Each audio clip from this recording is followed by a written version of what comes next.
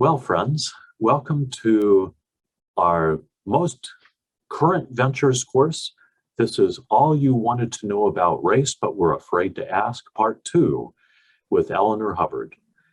I was able to introduce Eleanor in our previous session, and I won't take all the time to do that, but Eleanor, I would invite you as begin to drop a few hints about who you are again.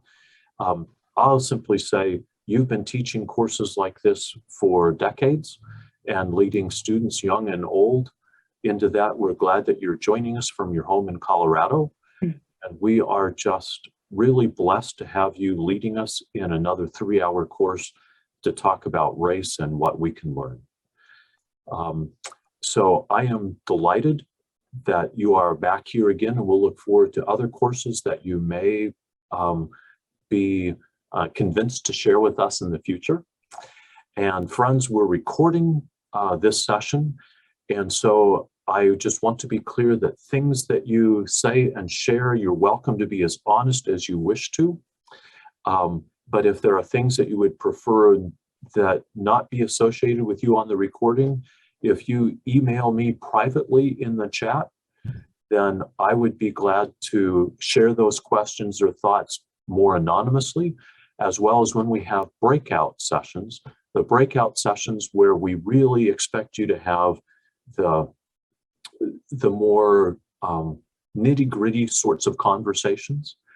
Those will not be recorded, and so feel free to be as honest as you wish with your small groups when we go into breakouts. The breakouts for this part of the course, this part 2 of the course, will be a little different from the breakout sessions we did in part 1, in that we are not going to preserve who you speak with, so you won't have the same group each time. And so if you want to say something to your group, make sure you say it during your breakout, because the next breakout session, you'll probably be with completely different people. At least that's the intent of how we wish to create the breakout sessions for the small, more intimate conversations. Eleanor, I don't know if you have more housekeeping items to share. I'll simply say, if you're having technical difficulties, feel free to also try to contact me in the chat, and I'll be trying to respond as best I can. But feel free to be interactive with this course. Eleanor and I have created the course such that we really want you to be a part of it as well, not just to be listeners that don't participate. Eleanor, I don't know if there's anything else you want to share, but I'm glad just to turn it over to you and welcome you back to our course once again for Ventures in Christian Discipleship, sponsored by McPherson College. Thanks, and yeah, I would just say that I'm delighted to be here. I'm really sorry that people were saying how wonderful the last one was, because now I feel a lot of pressure to do even better. But let's just say we may be going downhill, but I don't think so, because today we're going to be talking about culture and representations, and this is one of my favorite topics. So I'm going to start my slideshow here while I'm talking. I hope I can do both, multitasking. I did go to McPherson College, as I indicated. I attended there and met my husband there, and we have 2 children and 2 grandchildren. And before that, there I am. If you saw me last time, I got so giggly about being able to show me here on my slides. I just think that is so cool. And I wish I'd have known it before in my life, but here we are. So anyway, I was raised in the Ivester Church of the Brethren in Iowa. I lived on a farm and went to McPherson College, as I said. And then my husband and I were in the Peace Corps. Excuse me, my voice is going to cause a problem today. I apologize. And then we've lived in Boulder for almost, well, 55 years at least. So here we go. So this is, as he said, everything you wanted to know about race and were afraid to ask. And I think we got some good questions answered last time, but I hope that we will really have some of those difficult conversations that are hard to have sometimes about race, particularly among white people. Now, I want to be very clear. I know there are probably people of color on this Zoom, as there should be, because the best way for us white people to learn about what race is like is to hear it from people of color.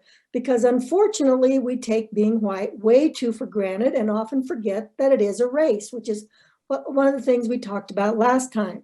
So this time, we'll be talking about culture, we'll be talking about structural racism and allyship, and of course, hopefully having some of those difficult conversations. I just want to remind you that this is a safe space and a bold space, given that we're recording. That puts us in a little bit of a more of a disadvantage, although Elton gave you a way to eliminate things you might not want others to hear. But that's why we also do breakout rooms, so that people have that opportunity. But be clear that when I say that confidentiality, excuse me, what that means is that you are well more than welcome to talk about anything in this that you learn from this course to anyone you know or don't know, except what somebody else said. Never identify so-and-so thought, but you can always talk about the concepts. I'm going to start with the thing that I really screwed up last time, and I want to start out with, we in the Church of the Brethren, and I say we, even though I no longer am a member, I'm now a member of the Christian Church Disciples of Christ. At least when I was growing up, we talked a lot about being in the world, but not of the world. And last time I could not get that phrase out right. But I found this translation, which I thought was very helpful. Don't copy the behavior and customs of the world, but let God transform you into a new person by changing the way you think. That, for me, of course, is very, very important. As you learn to know God's will for you, which is always good and pleasing and perfect. I just want to spend a minute and see if there's anyone else that's had any thoughts since we were last together, whether you saw it last night or almost a month ago, that would like to just share quickly about something that you've been thinking about since then.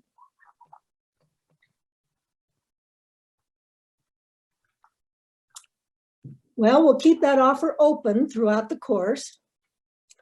And remember, you can always ask questions. That's the whole point of this course, of course. And so when you think of one, put it in the chat. I don't have, I can't multitask enough to also be watching the chat, but Etten will do that and will bring it to my attention. All right, so let's get started. We kind of ended, one of the things we talked about last time is that color blindness is often considered to be the Christian thing. We now know that it's not helpful to people of color. Now, I'm going to stop sharing, and Etten is going to show you a narrative that a 14-year-old young man, biracial man, created. So I'm stop sharing, and Etten will do that now. Thank you. Here comes a video for you.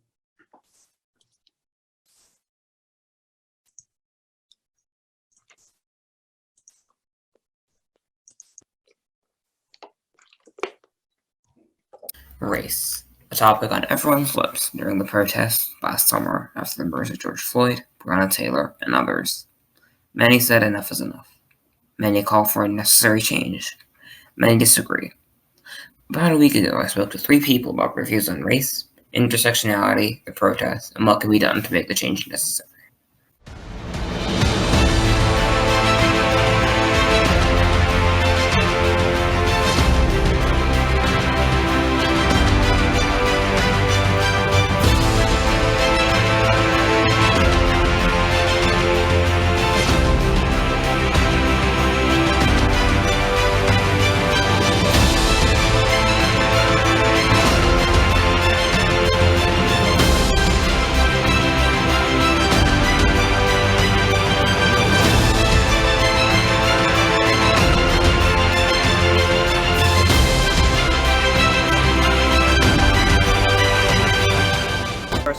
Okay, so looking at me, you see a black woman.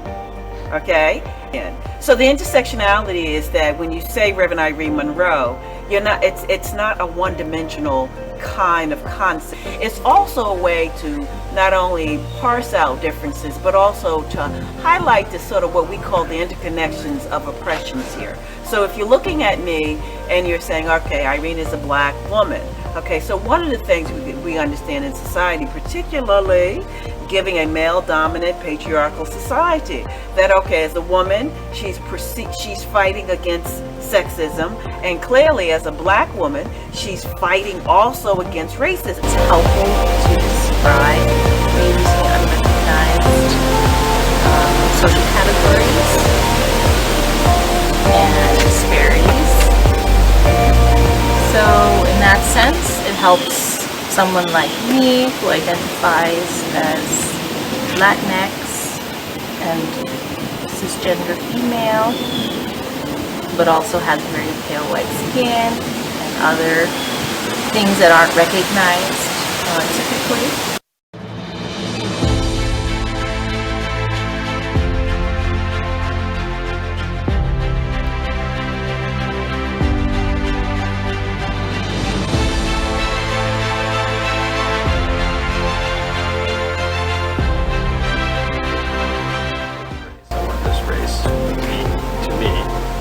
I guess I view race as this construct that humans have created in order to put each other into groups, to create affinity groups of people who are from similar places, have similar external features, and have other characteristics that kind of unify them. But like I said, I think it's an artificial thing, right? It's a way to not only create a data group, but to separate us from each other, right? To make, other people sort of be the other, right? To be not us. It's, on the whole, I guess I view it as negative. But it's shaped by all of these various factors here.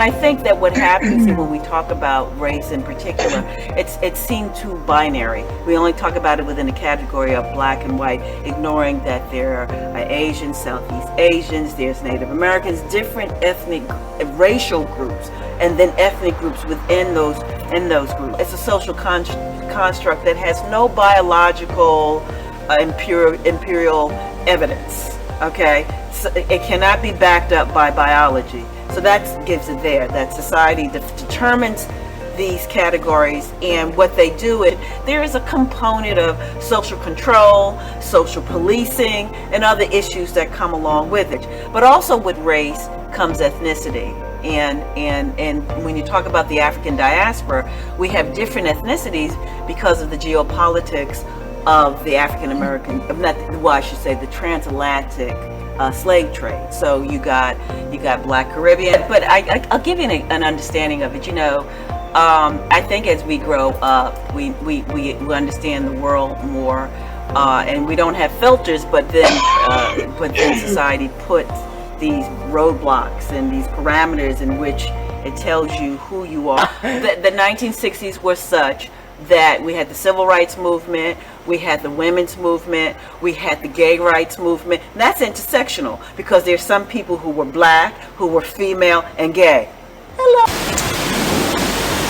Latinx background means I've learned to appreciate what it has given me, I think, which is a deepened understanding and empathy for the Global South, an identification with the Global South, an emergence in the Western world as a Latinx person with my identity.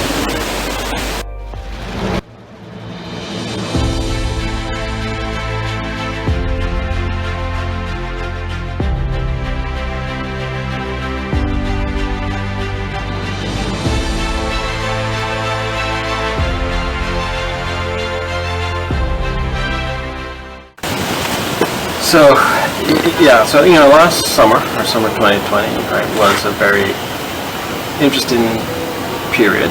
I think my reaction to it is a little bit complicated.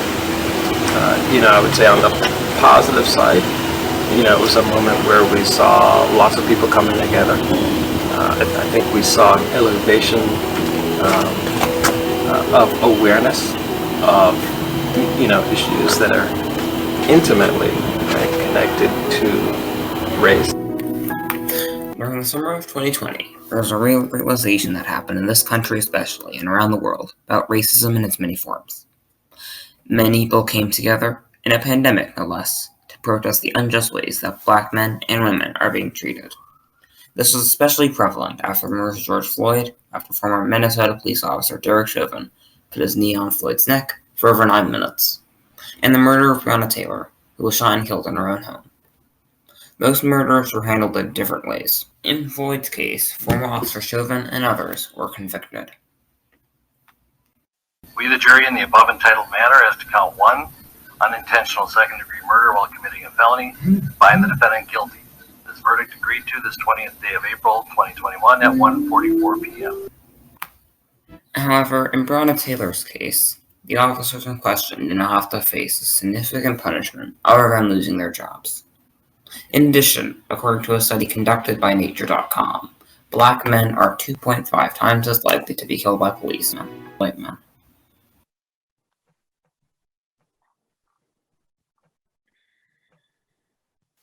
The murder of George Floyd is just one of the latest iterations of a long historical systemic oppression, especially in this country, of Black people. And the murder of Black people is not new either, unfortunately. So it's a history that we're still trying to correct. So, as I said, I think earlier, is that the George Floyd murder, which we saw in real time, was a pivotal moment. Though it's comparable, but we didn't see it. We only heard it and we saw pictures of it, of the killing of Emmett Till. That was 1955 here. And so it troubles you that the killing of Black men, at the hands of white supremacists, whether that is our police or whether that is, Trayvon Martin being killed and so many other Black men, as well as women in society. But I think what was an important moment was that it was an intersectional kind of activism and protest. We got folks, unlike any other time, and I think came close to what I call the March on Washington, where you had people from all walks and corners of life, converging on the Capitol. The protests and sort of the coalitions of people that sort of came together to talk about that and to raise their voices was really positive. Kind of the flip side to that, though, is, I guess at this point, I'm old enough, right? I've lived through enough. I have read enough about other occasions in the past. And so there is a part of me that is skeptical, right? So that's the negative part, right? So I'm skeptical about the long-term viability of these coalitions. I'm skeptical of the willingness of individuals who hold authority, who hold power, to keep pushing forward and making the necessary change. Because to really correct this, right, we need radical change.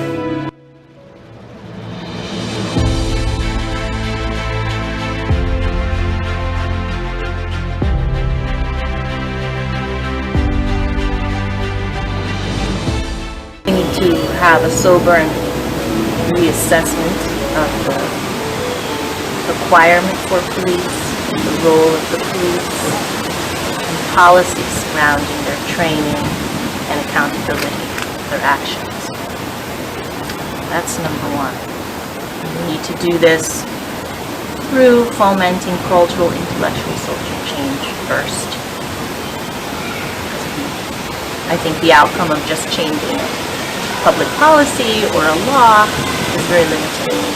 So that's where deeper understanding of society, a deeper desire to change our historical trajectory, is where real change is made. You avoid incidents that we saw, last year with George Floyd, Breonna Taylor, others. You really have to change, two things, I think. You have to change what law enforcement means, and you have to change who is in law enforcement. After hearing these people's opinion on race, intersectionality, and police brutality, I hope this has extended your curiosity about these social topics, and most of all, I hope you enjoyed the video.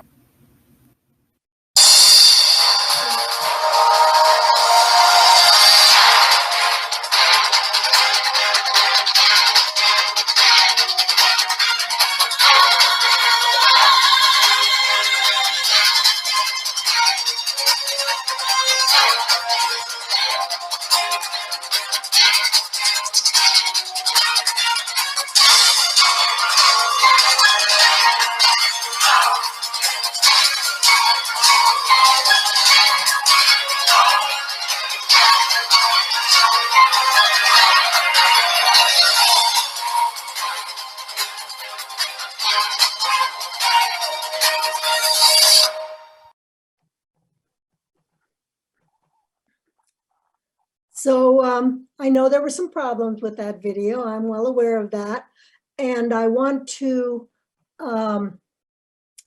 get back on my slideshows while I'm talking. But the reason I chose to do this is, first of all, Calvin is my grandson, and I'm very proud of him.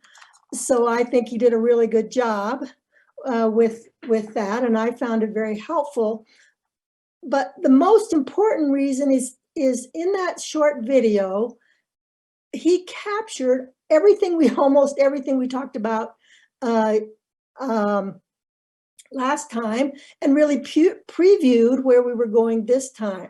So that's why I chose to use that. And I'm sorry about there wasn't any closed captioning. I'm sorry about the sound quality. Anton did the best he could, but sometimes that's not good enough. So anyway, back to where we were. Okay, so what I want to talk about for a few minutes is culture. And I've just used some pictures here to give you some ideas of beliefs, of rituals, of behaviors. For instance, the baptism at the bottoms, ways that people wear their pants, food like McDonald's and Epcot Center at Disney World. Those are all part of our culture. And culture is, and I'll get to why this is important in race in just a moment. Culture is a way of life for a particular group of people. Like there's an American their culture. I would argue there's also a white culture. Culture is passed on from one generation to the next. And it's really a toolbox which provides us answers to the kinds of problems we have. For instance, which fork should we use when we're sitting at a formal dinner? Or what kind of things should we say if we are in the middle of an argument? Culture gives us some hints about that. And it also signals what is important and what is not important in a particular society. And it's transmitted through symbolic and learned aspects.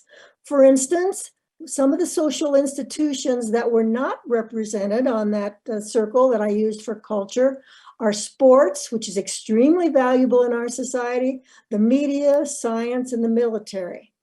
And one of the things I love and have enjoyed teaching about is that the symbols or our representations reflect our cultural values, and we can read them.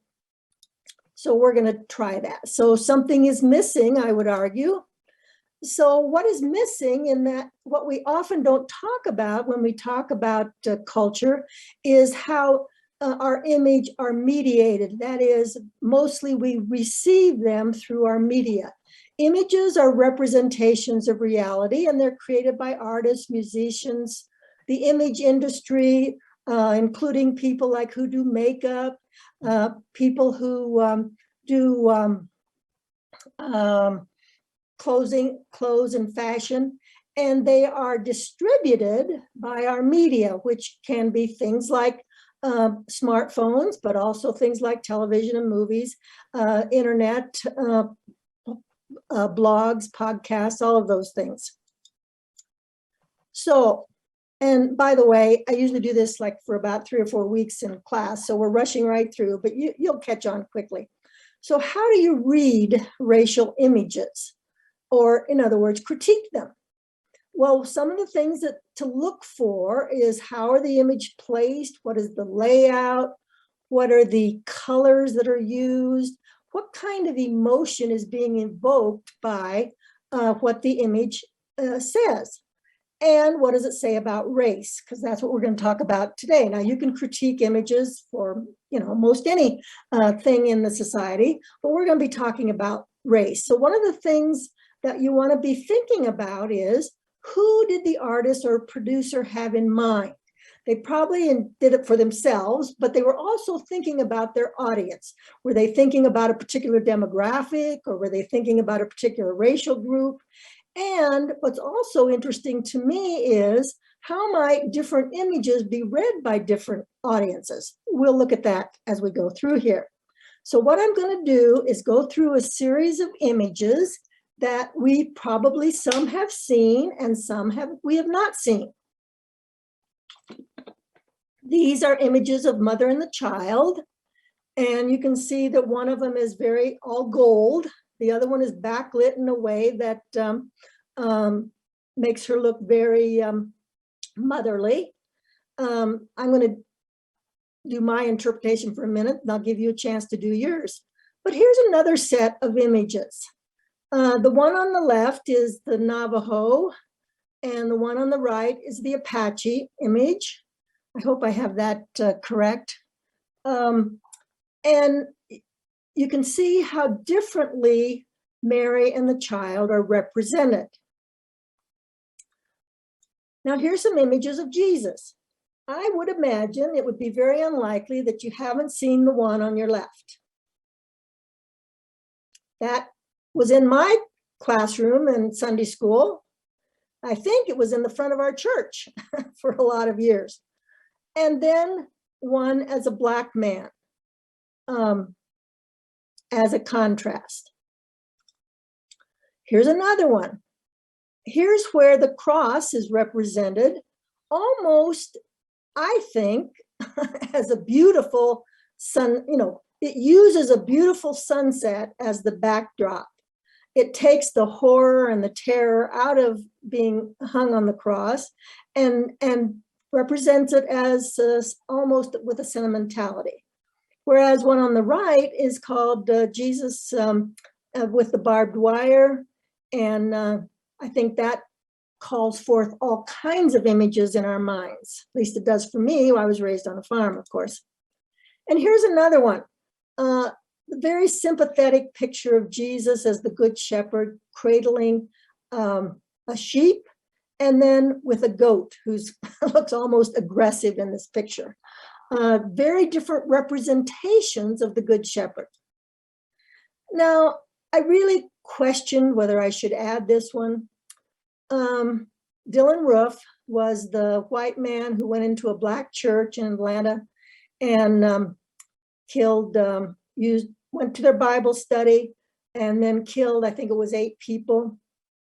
This is what he had in his notebook about how he understood, or he represented Jesus, and he did consider himself a Christian and was doing it for what he considered to be Christian reasons. And then lastly, this is probably more like what Jesus may have looked like. He was certainly Middle Eastern. He was certainly probably not as well groomed as we might think. He probably had those kind of piercing eyes.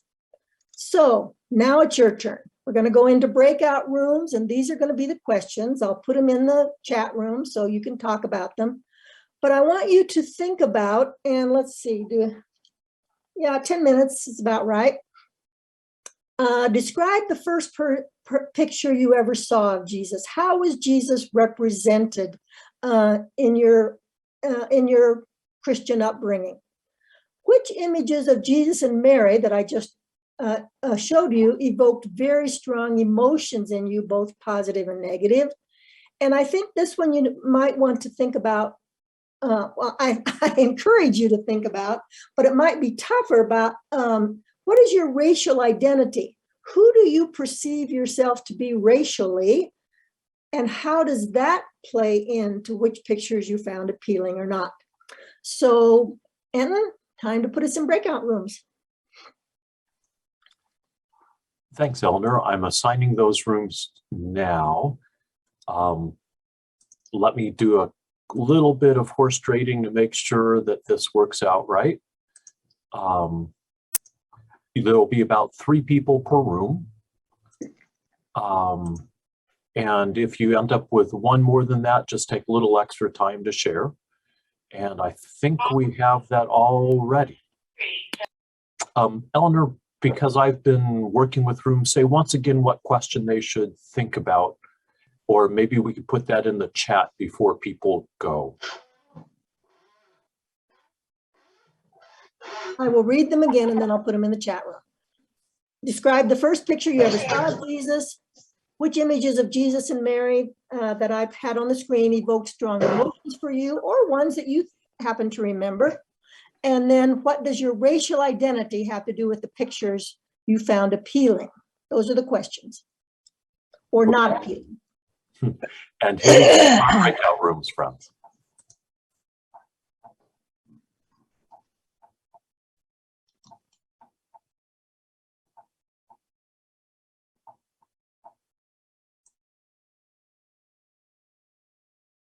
Eleanor, thank you for that opportunity. I found that really getting my juices flowing for more.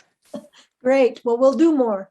So while everybody's returning, let me just say a couple of words. And then what we're going to do in the next about 10 or 15 minutes is let whoever would like to volunteer to discuss the question, and keep your comments brief, please. Hold up your hand either on Zoom or physically. Anton will highlight you and you can say what you'd like to say. If unfortunately you do start to get long-winded, I'll probably interrupt you, but I'll try to be nice. So while you're all gathering back, I just wanted to make sure I corrected misinformation. Dylan Roof walked into a Charleston, South Carolina church on June of 2015. It was the Emmanuel African Methodist Episcopal Church, and shot and killed 9 Blacks. All right, let's start with the first question. What was the first picture you ever saw of Jesus?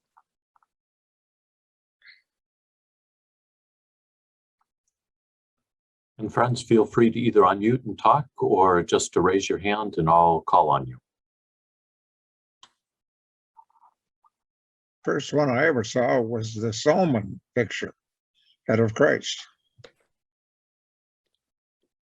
Can you briefly describe it? Well, I didn't question it. I mean, even Solomon didn't have him lily white, but it certainly had him as a rather handsome, long-haired, well-kept, very clear complexion, and so on. Gentle Jesus, meek and mild. Thank you. Someone else. Well, Treva has her hand up in, as does Christina. Brifa, why don't you go first and then we'll do Joe and then Christina. Okay, well, I don't see myself on, so I didn't know it was my turn. I'll just comment that my strongest memory of a picture of Jesus was during the youth group years, when we had a picture of what we called the laughing Jesus, and he had a very bright blue background around him, and he was a very young, handsome man with a face turned slightly away from the center, And it's a beautiful picture. And I remember it being called the Laughing Jesus. Thank you. The Garden of Gethsemane Jesus was a huge, monstrous picture in front of my church in Stanley, Wisconsin, where my dad was a pastor. Every Sunday it stared out, and that was the image that was seared. And it reminded me, not till college, that I looked up other images and was shocked to think of other images. But the power of the image in an old church just sears into our memories, pictures of, well, this is the way Jesus looked, and how institutionally that image just carries on for decades, because those pictures are still there to this day. And still in our head. And Christina, and then we'll go to the next question. Tina, sorry. I had never seen Jesus before, but when I was 6 years old, I was studying in the Roman Catholic school. I was born in a Hindu family, so I did not know who Jesus was. But when I was 6 years old, the principal, the nun, came into the room and she distributed flyers with white paper and black sketch marks of Jesus, plain sketch marks with Jesus's arms like this, outstretched, and a child was falling. That picture, the piercing eyes of Jesus, I have never forgotten. That was my first experience. It's never going to go away. And the child was falling? From somewhere, the child was falling and Jesus was trying to hold it.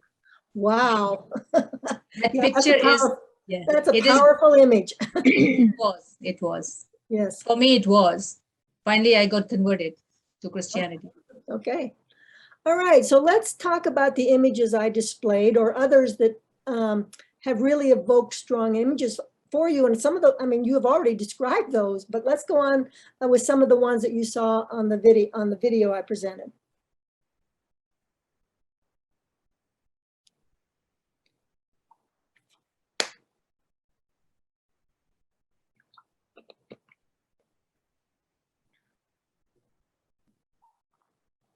Go ahead, Alice. Yeah, Alice.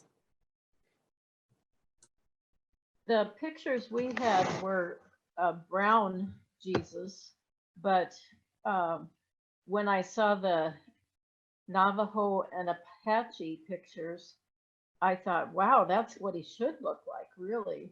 I was very taken with those. They were very beautiful, but it was quite cool to see the darker color. Yes, thank you, Alice.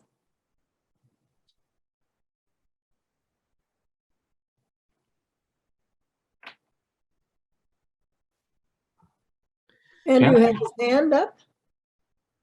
Yeah, I thought the picture that you showed of the Black Jesus was especially powerful because of the detail of the rope around his neck. His hands were bound as well, but especially for me, it was the rope around the neck. And Andrew introduced me to a book called The Christ on the Margins. And that's where I got a lot of these pictures. It's a great book, a little bit older, but easy to find. At least I found it very, very easily in my library. And I just found it extremely helpful. One more? I'm wondering, Eleanor, if you could put that picture back up. It looked like to me in the left-hand corner of Black Jesus, there was what was depicted as Native Americans beating Jesus. Is that right? That's a very good question. I'm not going to do it this minute. Okay. I will do it because I want to be able to see everyone and everybody see me. But when we're finished with this conversation, I will absolutely do that and give you an opportunity to reflect on it. So let's move on to someone talking about how their racial identity, what your racial identity has to do with how you perceive the images of Jesus and Mary. And just that's what I was trying to talk about. When you're critiquing an image, you're looking at maybe the Apache audience of people who are in the Apache tribe would read that image differently than a white person would. That's the kind of thing we're looking for. So who would like to speak to that? Peter? Yeah, I'd say one thing that I found interesting about my groups, 3 out of 4 of us came from a white background, but we seem to be pretty much universally averse to the traditional white representation of Jesus. Partially just because it wasn't realistic. Partially, I think some of the more modern baggage that's been attached to that image, and think the more traditional or more, I don't know, more realistic representations of Jesus resonate with us a bit more. But Christina, who spoke before, came from a Hindu background, and she seemed to not have the negative connotations of the white, traditional white Jesus that the rest of us did. Good, thank you, Peter. Who else?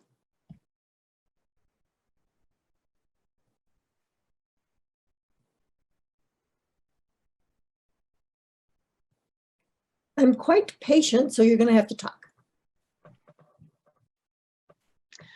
This is Joan. I don't like to identify as white. I think race is artificial, and it's yeah. But I know the white culture has shaped me. I know the U.S. culture has shaped me. So I just resisted the term. I didn't think about the question. Yeah, and you're making a really good point, Joan. The most important thing to remember about racial categories is they are self-identified.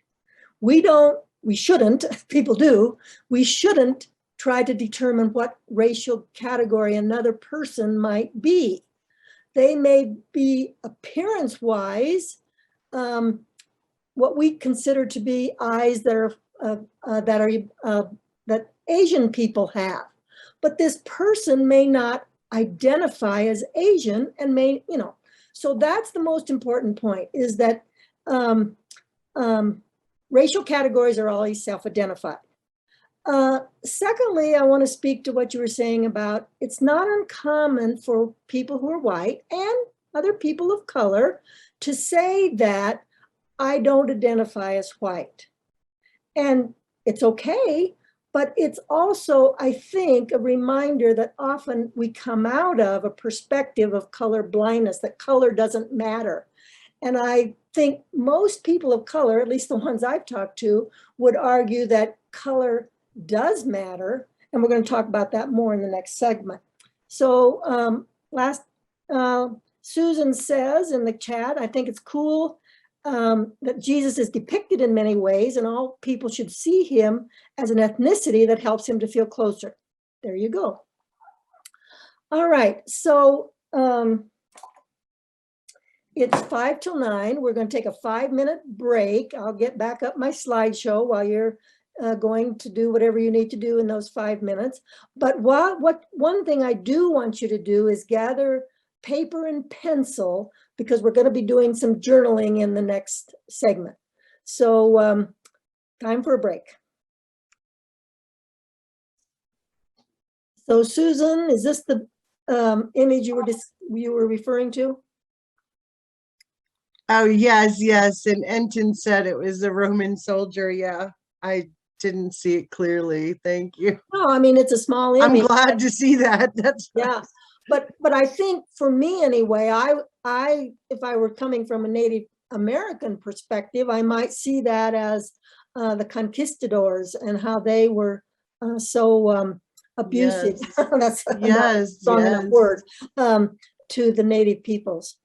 Yes. Thanks.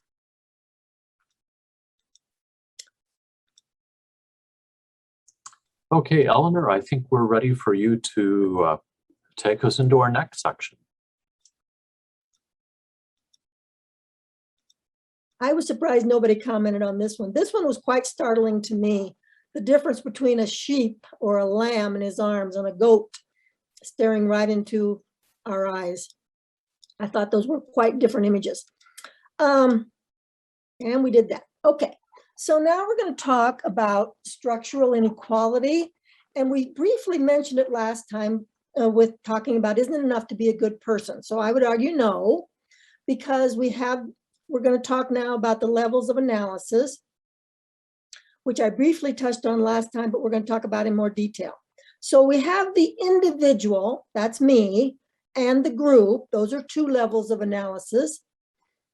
And well, I seem to have eliminated one slide, but there's also institutions, social structures, and culture. Okay, so if we're thinking about inequality, sorry,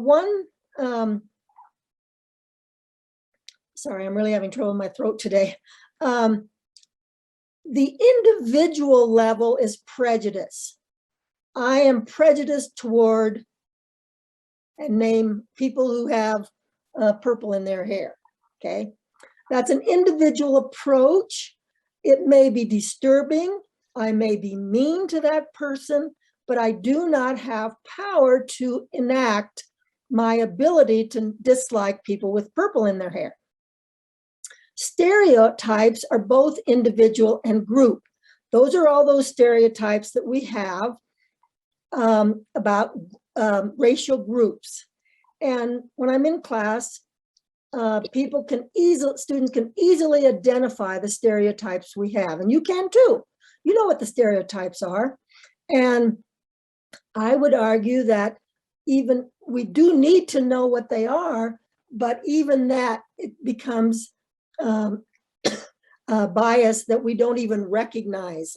I keep coming up with ideas about a particular racial group, and I think to myself, where did that come from? I don't even know that I believe that, but they are embedded in our psyche. They're called implicit stereotypes or prejudice.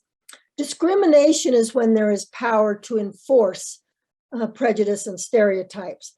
So it's about groups, institutions, social structure.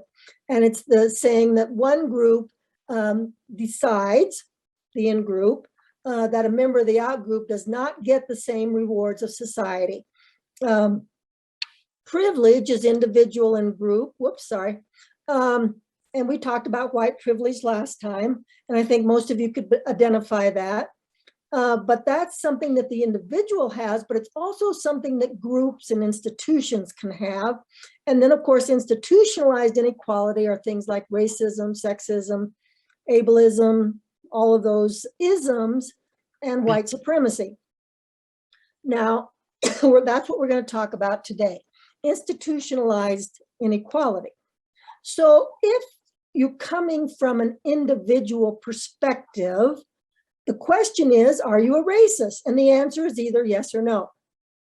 And most people in our society would say absolutely not and be offended. Let me say most white people would be offended to be named as a racist because they do not believe that they are.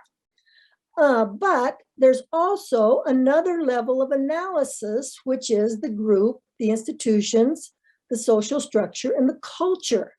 And those are where you show up, where racism shows up because it is institutionalized. And I just argue here that there's nothing wrong with noticing it's nothing wrong with noticing race. It's wrong to be treated differently because of it. So I want to talk about these two images. We're talking back to images again. I bet you recognize Gabby Petito and her fiance, Brad Landry. And she traveled cross country with Brian. Gabby and Brian traveled cross country from Long Island, New York to Yellowstone. And her remains were found there about September of this year, in September of this year. He was then, went back across country, went to Florida where his family lived, and his remains were found in Florida in October. Okay. Now, I would be very surprised if you recognized the two young people on the right. At least I didn't. And this is Destiny Smothers and her boyfriend, Kareem Flake. They're about the same ages as Gabby and Brian. They also lived in the New York area.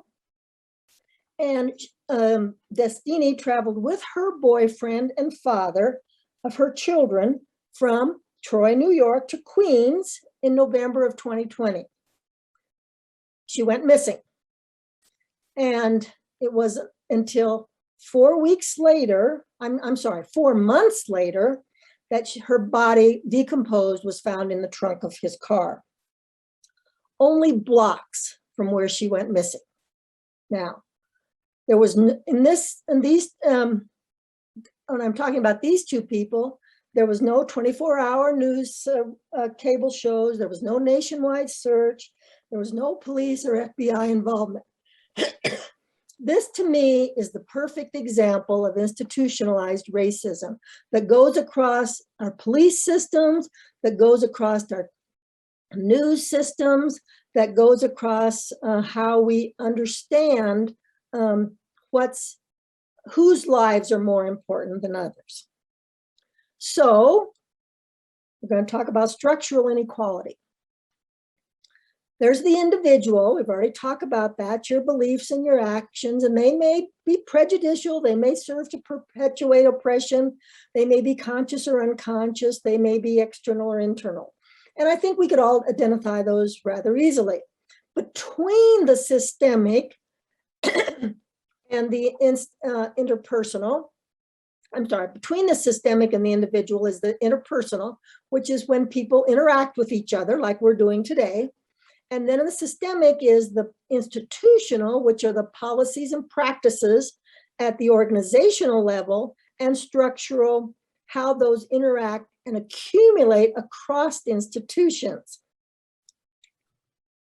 So I just want you to, I meant to stop me, not my voice. I want you to take a moment and look at this and think about the ways in which you are served by people of color in this society.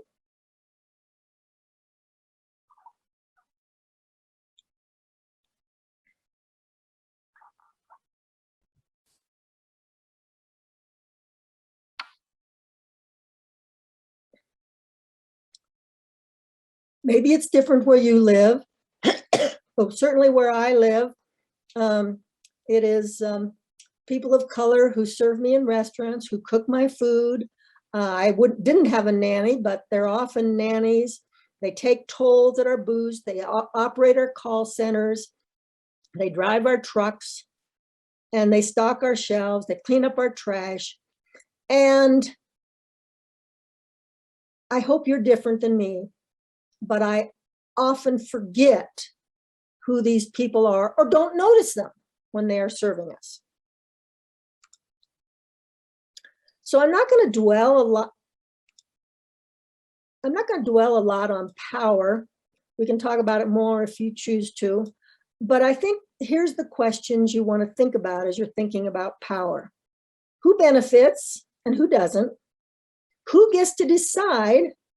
And I never figured out how to make it an exercise, but one of the things I thought was an interesting way to think about this is who has control of your remote on your TV? That would be a way of deciding who has power, at least in that instant. Where's the money, and what are the norms around power?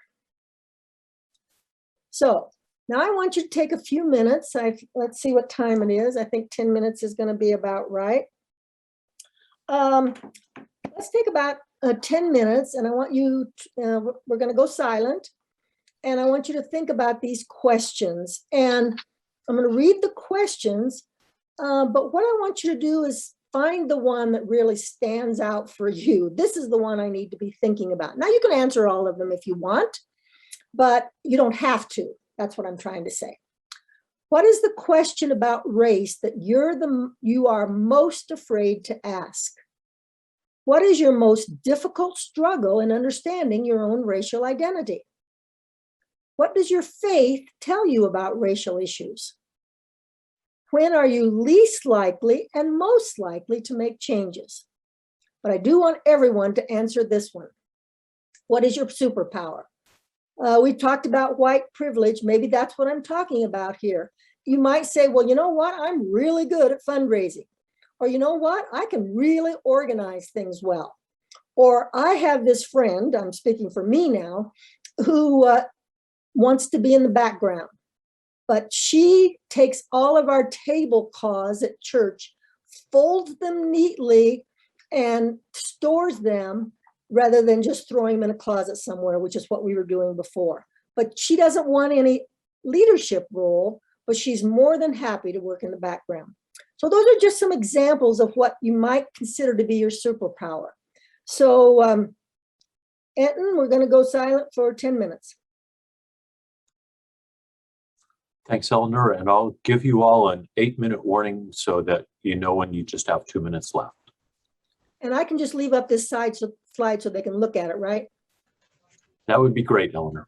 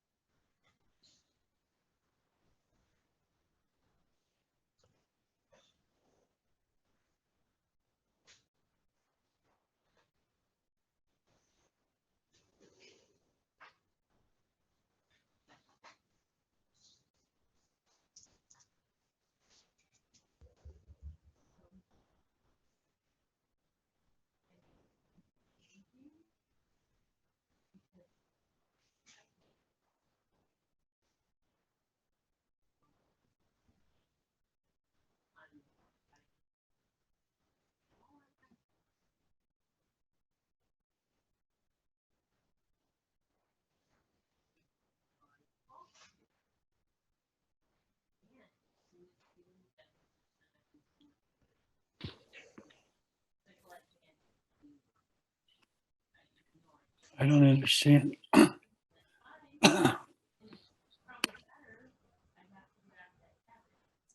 Go ahead, John. Are we going to small groups, Anton? No, this is just an individual activity, so we're all just doing our own journaling. Oh, okay. I see. Thank you.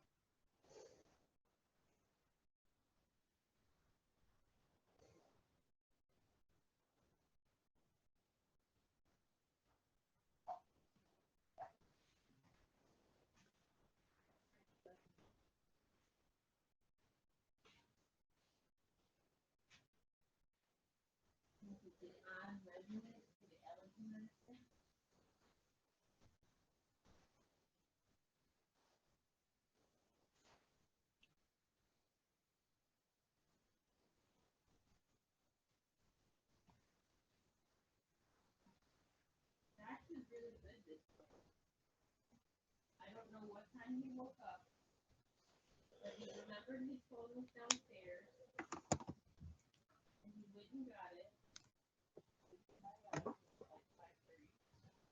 And then he came back in our room and was quiet by his bed. And he came and inadvertently scared me with some of the cards. I had to put my feet on his okay, that's fine, no problem. And he kept his phone quiet. He barely said anything until the girl started to wake up. And then it was gone.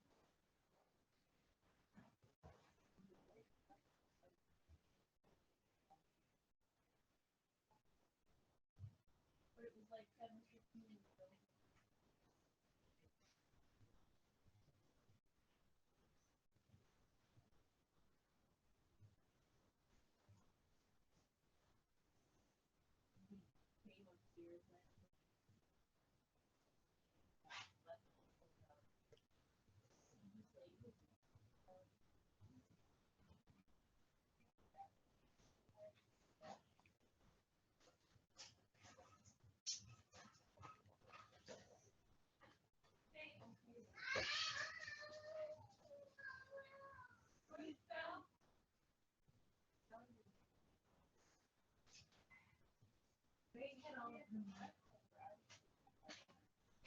I know, I noticed that. Where's the space for all of them? I need a Band-Aid. If Faye told me she's got a cut on her finger and it's bleeding and it itches, if Faye, it's not bleeding, let me talk to her.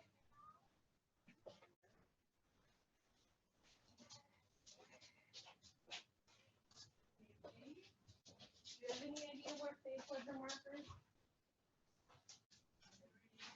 These are the dry erase markers. Faye's markers are perfect.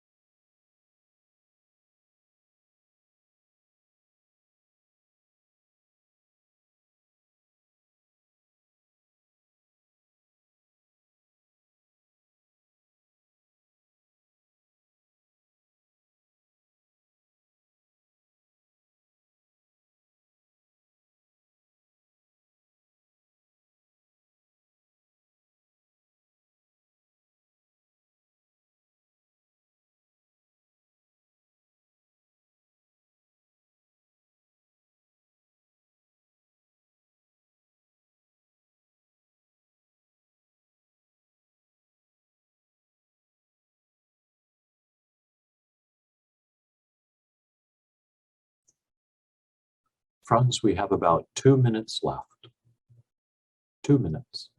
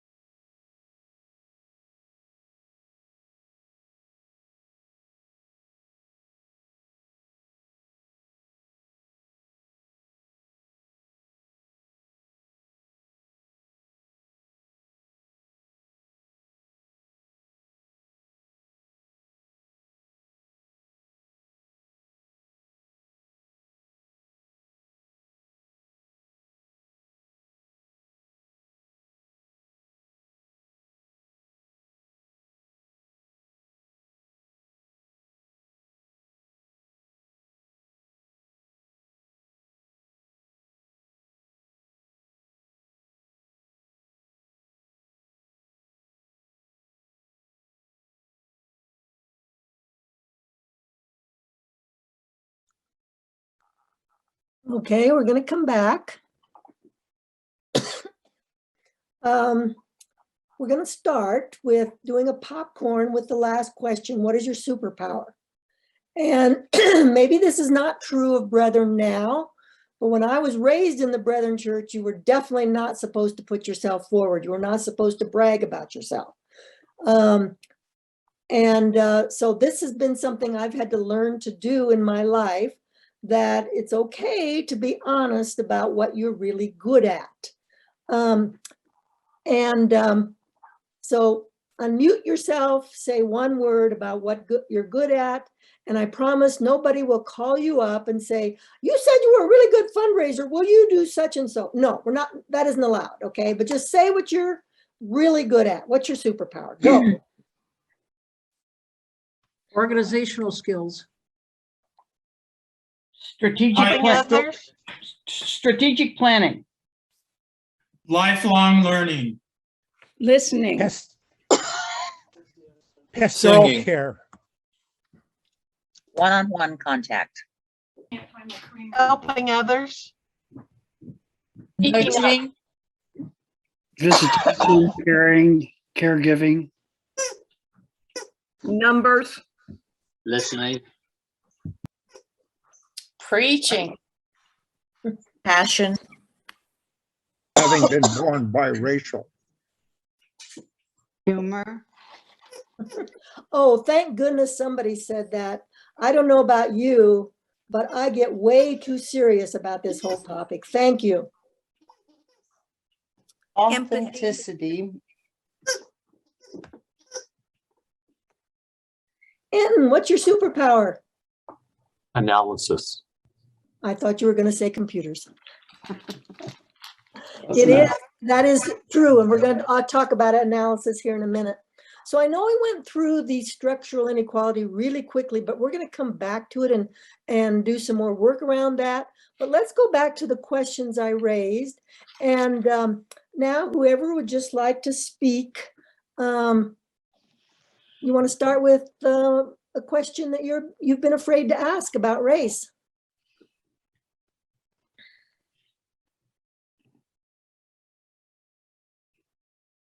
About the words they use when they talk about their children. They say babies. I assume you're talking about Black people generally do that, right? Yep. Yeah.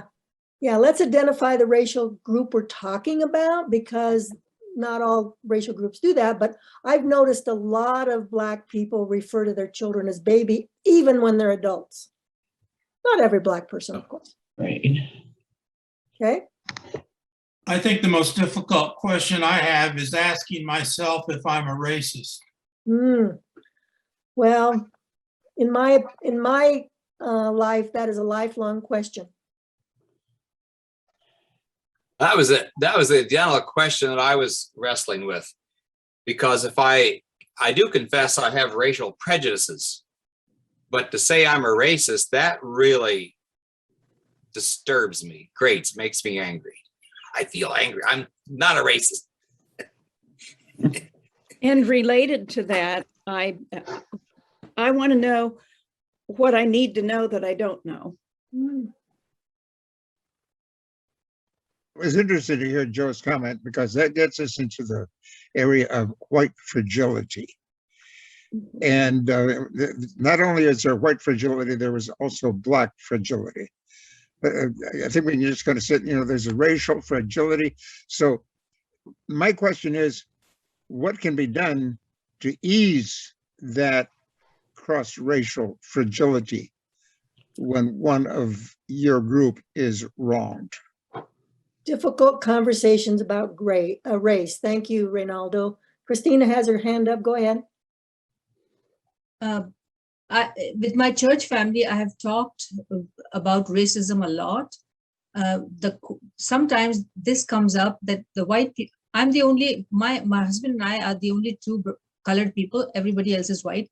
So this question comes up, that why does everybody talk about discrimination against colored people? We white people are also discriminated against. And and I'm afraid to ask anyone how. How are the white people discriminated against? That is a great question, Christina. Let's move on to, I have a question. oh, please, go ahead. Yeah. When it comes to race, particularly Black race, I think we need to recognize that there's actually, well, a dichotomy of cultures in the Black community. And there's what I would call the Black ghetto culture. And then the other culture that's quite fits in with the normal culture that most of us here are familiar with. So I think let me just say a word about that, John. And I didn't mean to answer questions right yet, but I do want to say a word about that. Most Black people, not all, live in two worlds. They live in the world where they are mostly surrounded by white people. They talk white. They know what the social norms are, and they fit in. And then when they go home, they call their children baby. They maybe use language that is that we would consider not appropriate English. So some Blacks are able to do what they call code switching. They move easily from one culture to the next. That's another reason why looking at culture is so important. So I think leads us into the next question. What is difficult for you about your racial identity and trying to answer these questions? What are you struggling with in terms of your own racial identity? Barb, go right ahead. So this one is really tough, talking about a lifelong struggle. You know, I'm a liberal white woman, so I know how to be kind to other races, and I'm colorblind, and I'll fix this for everyone, just get out of my way. So learning how, and then just that overwhelming embarrassment of the way my race has treated other people. And so We're going to talk about that more. Yep. How to remedy all that in a way that's not driven by me, but driven by people that want allies to make changes. And yep, we're going to talk about that too. Thank you, Barb. I'm only seeing one screen at them, so if you're seeing anybody who wants to speak up on the other screen. I see a hand from Lois. I've become more and more aware of what a privilege it is to be white. And I don't know what to do about it. I don't know how to undo it. Okay, we'll talk about that. First off, I don't think you should undo it. You should use it. That's why I ask, what is your superpower? We should all say as white people, one of our superpowers is being white. So who wants to talk? Yes, please, Mary. I wrote in my journal that my most difficult struggle is, and I've been told that I'm a white female belligerent person when I call others out for their prejudice. And I try to soft shoe and backpedal, and then I feel guilty about that. So I feel myself in a vicious circle if I call my own peers out for their racial indifference and sometimes some horrific comments that are just cutting me in the gut that I have to speak out about. So I'm belligerent. Well, may I suggest that a lot of women get called names like that, which is really another form of prejudice, is it not? So Alice has her hand raised, then we'll go to the next, and Kent, Alice, then Kent. Well, our family has the distinction of being the first white family in our township and having the first baby born. And there's a big plaque in the roadside park that says first white child born in 1853. And I've seen that plaque, I remember. Yeah. And so how do you reconcile, you know, that means that there must have been Indians there before they came in 1853. Absolutely. Yeah, great point, Alice. And Kent? I think assuming the responsibility of the racism of my forebears and what they've done and what I've done unconsciously because I'm not aware of my racism. I think those two things bother Those are me. difficult questions. I wish I had simple answers. I don't. But I do think it's important we raise those questions. So who wants to speak about how their faith informs their understanding of race?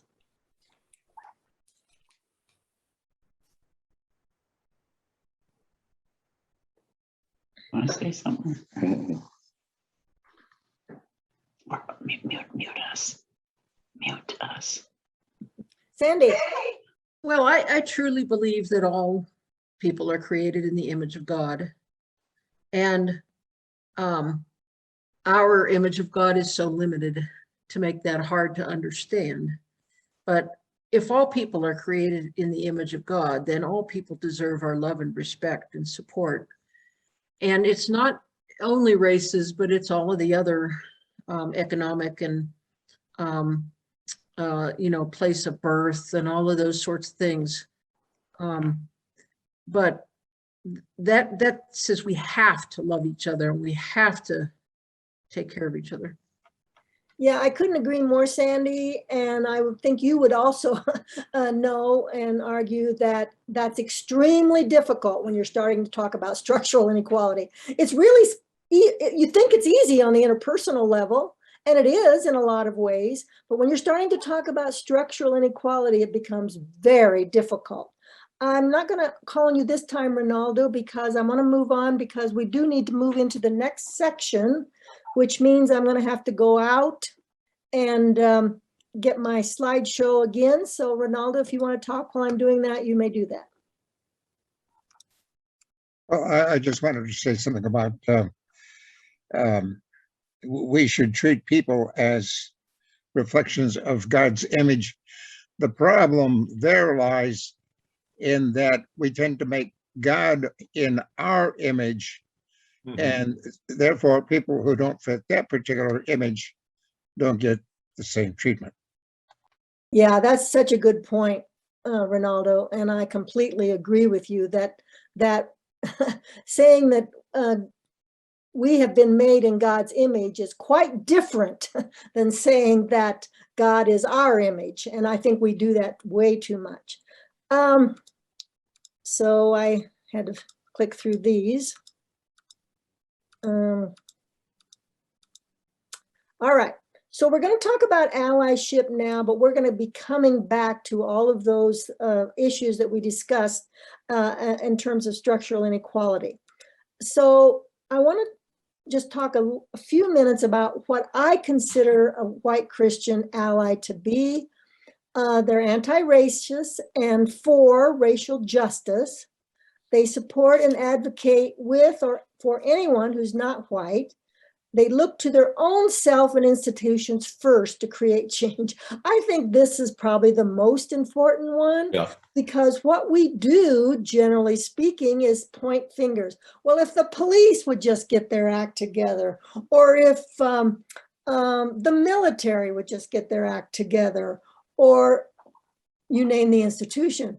But I think it's our obligation as Christians to say, we've got to get our act together as the church. And we got a lot of work to do there, in my opinion. A white Christian ally actively works at all levels of society to reduce prejudice, discrimination, and inequality. And I want to make this very clear. To me, white privilege is not something we should get rid of. It is something we should use. It gets us into places and able to do things that maybe people of color are not able to do. So let's use our white privilege. Let's be aware of what it is and use it rather than try to get rid of it. But I also want to make clear that we should not be doing for someone else what they can do for ourselves. I think white privilege always tries to do that, oh, let's go gather food. Not gathering food is not a bad thing, but can the people who need the food do something on their own to get more food? Not probably the best example, but I think you get what I mean. So when we're talking about allyship, I want to make 3 points. One is that we should be educating ourselves. We should analyze the situation. I'm so glad Anton said that that was his superpower. I consider that one of my superpowers as well. And then we should act. And I think we're much more likely to jump to the third one. So in terms of education, I think I messed up on the first slide. Do not ask questions. That's not what I meant at all. Yes, ask lots of questions, but do not ask questions of people of color that you can find out on your own. Most people of color, and let's go to Black people now. I've heard many, many Black people, my friends included, say, I get so tired of answering the questions that white people want to know. So there's all kinds of ways to get your questions answered. I find Google is just amazing, but there's also incredible books. And I want to point out that there aren't any easy answers. The questions you have raised are extremely difficult and ones I continue to ask myself, even though I consider I have spent a lot of time educating myself on racial issues. But there are no easy answers, and we need to keep looking for answers for ourselves. There's all kinds of books, videos, podcasts, classes, on and on and on, that can help you work through what is important for you to know. But I will say this over and over, one of the most important things is to be vulnerable, because you will make mistakes, and that often sends white people back into the closet, so to speak. Oh, I said something wrong. I asked the wrong question. Oh, I'm never going to ask anything about race again. No, be vulnerable, make mistakes, ask forgiveness, and move on. Analyze, and I'm just going through now and kind of talking about these, but we're going to come back and practice them here in a few minutes. So analyze, what that means to me in a PowerPoint presentation, we could talk about all of these things at great length. It's about critical thinking. It's about thinking in a way that asks the questions that are difficult, about our social norms, about our culture, and how whiteness has dominated all of those things. And I think we've got to over and over look at what power means in our racial relationships. Acknowledge our privilege, and recognize the damage that is done by social structures. And it's damage done to both people that are white, people who are not white, people who are women, people who are not women, and so forth. So that's part of our analysis process, is to see where harm is done. We are going to talk about reverse racism, I promise. And then act. And is this a linear process? No, of course not. You're learning, you're acting, you're analyzing, all of it at one time. But that's how I think about how the process should work. Maya Angelou, of course, is correct. She said it is impossible to struggle for civil rights, equal rights for Blacks without including whites, because equal rights, fair play, justice are all like the air. We all have it, or none of us have it. And that's the truth of it. So find social movements where you can use your superpower and be the most effective with people who are also working for the same goals. Speak up when you see examples of prejudice, discrimination. You're probably going to get bullied. I know I have been, but get a thick skin and know what you're doing is right. Have those difficult racial conversations, but for us white people, we should be doing it with our white friends rather than asking our friends of color. And again, make mistakes, apologize, try again. And then just a few other ways that are also allyship. I like this mug. Racism is so American. When you protest it, people think you're protesting America. And you can see that over and over in our society. I was told that Beyonce said that. Maybe she said it, I don't know, but I didn't put her name because I wasn't sure. So some other ways to be an ally is to advocate, make significant and tangible changes in your own life and advocate on behalf of people of color. Be an activist, find places where you can make a difference and work for change. Always, I believe, you should start in the white community. And be an accomplice, work to dismantle social structures that cause harm. All right.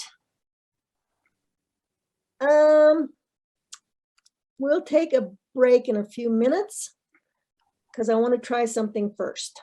So we're going to talk about critical race theory, but we're going to come at it from the perspective of it has become a threat to white identity.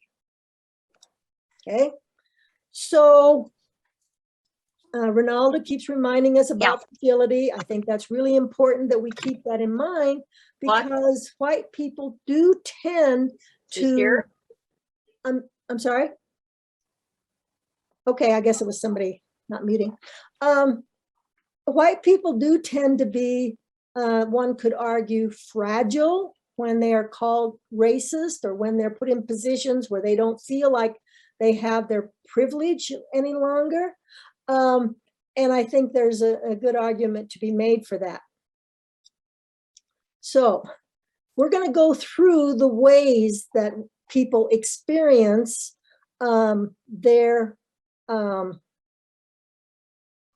the ways people make sense of, white people make sense for themselves when they feel threatened, when their white identity feels threatened. That's what I'm trying to say. So these are some of the ways that we have denied race, and you will hear it over and over again. What about reverse racism? But I have Black friends. We had a Black president. Stop talking about race all the time. That makes it just worse. If we stop talking about it, it'll get better. And what about Black on Black crime? And by the way, Oprah's really wealthy. And slavery was so long ago. And, you know, we put Japanese Americans in concentration camps in World War II, but we gave them reparations. And by the way, my ancestors have never owned slaves. You will hear, now there are really good ways to discuss all of the issues of these, but people who say them are really trying to deny that they are threatened by what's happening in our society in terms of racial issues. Another thing that people often feel is guilt, and I heard that said during your when you were talking about what your difficult questions were. All of us have felt guilty about what our ancestors did or what we personally have done. And guilt means I did something bad. I violated a moral code. And it's usually an individual response to white history and heritage. We're going to talk about critical race theory here in just a moment, but in my opinion, the reason why it has become so prominent in our discourse is that it's a way to say, I'm going to defend my white history and white heritage. And for many people, colorblindness assuages their guilt and provides them with a false sense of innocence. And then there is shame. So you see, these are emotions that people feel when their identity is threatened. Now, is it exclusive to white people? Of course not. These are threats to our identity, whether it's female or male, or whether it's our sexual orientation. When we feel threatened by these, when people threaten those identities, these are some of the feelings that any person might have. We're just talking about it in terms of race today. So shame means not that I'm guilty or that I did something wrong, but I basically am worthy, that I'm really a bad person. And I've heard my students over and over say, I just can't get over that my family owned slaves. So how do you deal with that in your life? And one of the ways that white people defend against feeling shame is fitting into white norms of race, meaning things like making racist jokes would be one way to fit in white norms of race. And lastly, we other. And you will see this over and over again. We talk about us and them. So whether it's age or sexual orientation or your gender identity, and unfortunately in our day and age, political affiliation, we have become an us versus them society where we other people, which means that we negate their humanity and therefore they seem less worthy of dignity and respect. And we see others as a threat. When I'm starting to do othering, I see others as a threat to me and my social group. So if Black groups like Black Lives Matter become important, I see that as a threat to who I am and to who my white group is. And therefore that creates an environment for stereotyping, dehumanization, and even acts of violence. We see all of these things going on. I'm just trying to give you some language, if maybe if you don't have language to talk about what you're seeing. That's the analysis part. Just going to talk a little bit about critical race theory, and then we'll go to break. Why are we hearing about it now? First of all, what is it? What it's not is diversity training. We've done a lot of those. I imagine all of you have been a part of one of those. It is not inclusion practices. Most corporations and certainly the military and police have ways of making racial groups a part of their structure, but it's not that. And it's not taught in elementary school, it's not taught in middle school, it's not taught in high schools. What is it? It's a legal theory that explains structural racism. That's why it's so relevant for what we're talking about today. It is taught on college campuses, but usually in upper level social science courses, and it is taught in law school. Not every law school, but some. It is critical. That is, it is a critique of our social structures. And of course, it is about race, because it acknowledges our legacy of slavery, it affirms that race is intersectional, and it uncovers institutional racism, particularly in the legal system.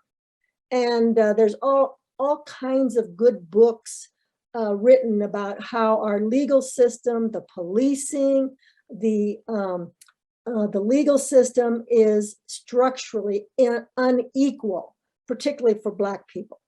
And it explains how power affects our outcomes. I know that's a lot of information, but we're going to unpack those. But this is why I think it's important and what it can teach us in the church. There's all kinds of things, but here's what I would argue. When people, white people are feeling, or people of color or women feel denial, guilt, shame, and othering, the church should be able to help them deal with their feelings and help them find a way to move through it. I believe that's what the churches should be about. One of the things, not all, the only thing. We should also know that because racism is institutionalized, we will find it in the church. And analyzing the problem is the first step toward solving it. And just a word from General Miley, Chief of Staff, Joint Chiefs of Staffs. He did this when he was testifying. Sorry, I couldn't find the word. When he was testifying before Congress, and many Republicans were asking him, why shouldn't we be getting rid of critical race theory in the military? And this is what he responded. I've read Mao Zedong. I've read Karl Marx, I've read Lenin.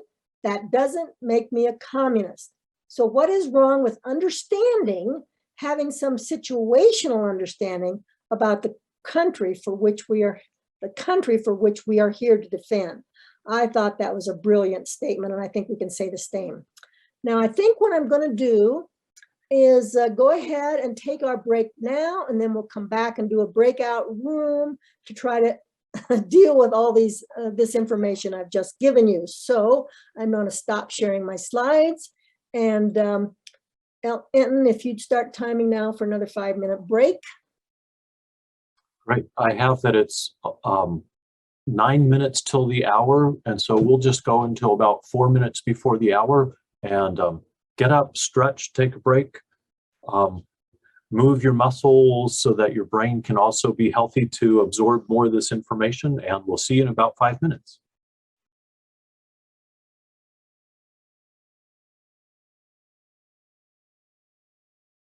Okay, so we've got about an hour left, and most of that hour we're going to have a discussion. I talked a lot in that last segment. I gave you a lot of information, and we can certainly talk about those things, but to start out, I would like to talk about these things. So Anton's going to put you back in breakout rooms in a minute, and I want you to talk to each other about these questions, and I'll put them on chat so you have those. So using I statements, identify one feeling you have about racial conversations. So I feel guilty when, or I try to deny this, or I other. So those are the kinds of I statements I'd like you each to identify. Then I want you to think about, and if you're not a part of a church, think about any other group you might be a part of. Imagine having a conversation in your church about critical race theory. Now, maybe you already have, but I'd be quite surprised if you have. Maybe you have, I don't know. What feelings do you think might emerge if you have that conversation?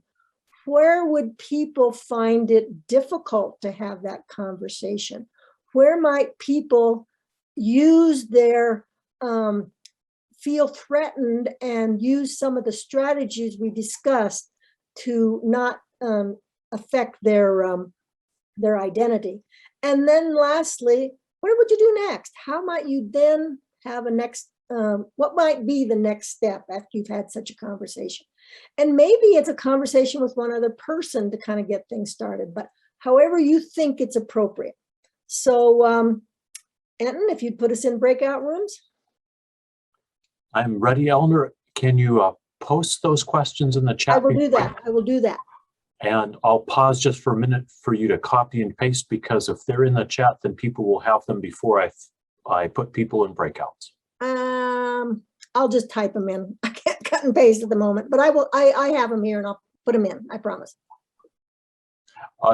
I'll just pause then for a moment before we put us into breakouts, because people won't see the chat unless you get it there before I put us into breakouts. Got it. Sorry. No problem. Should have been better prepared. I took all this stuff too. This will help you think about what you want to talk about. So there, I just got out of a teaching controversy.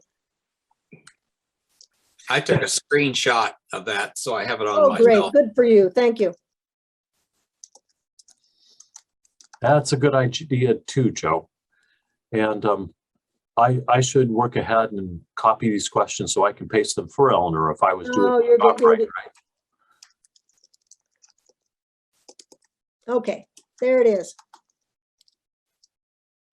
All right, now we're going into breakout rooms. Okay, friends. Eleanor, I didn't see the chat appear. Did you hit enter? I just sent them to you. That was smart. Can you send them to everybody, or do I need to do it again? If you can just copy and paste what you just did, that would be helpful, because it's to a different computer that I'm doing the recording with. Got it. Got it. Sorry about that. I was so proud of my computer skills last time, and now I'm showing that I need more work. Well, everyone has done a great job of demonstrating guilt here. Thank you. That is exactly what's going on. Good, Eleanor, I see those questions coming.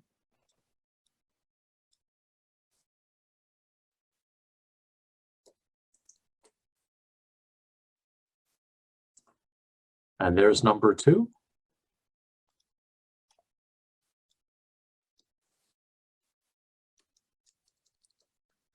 Good, are we ready then? There it is. Okay, they're all done. Right. And here you go to your breakout rooms.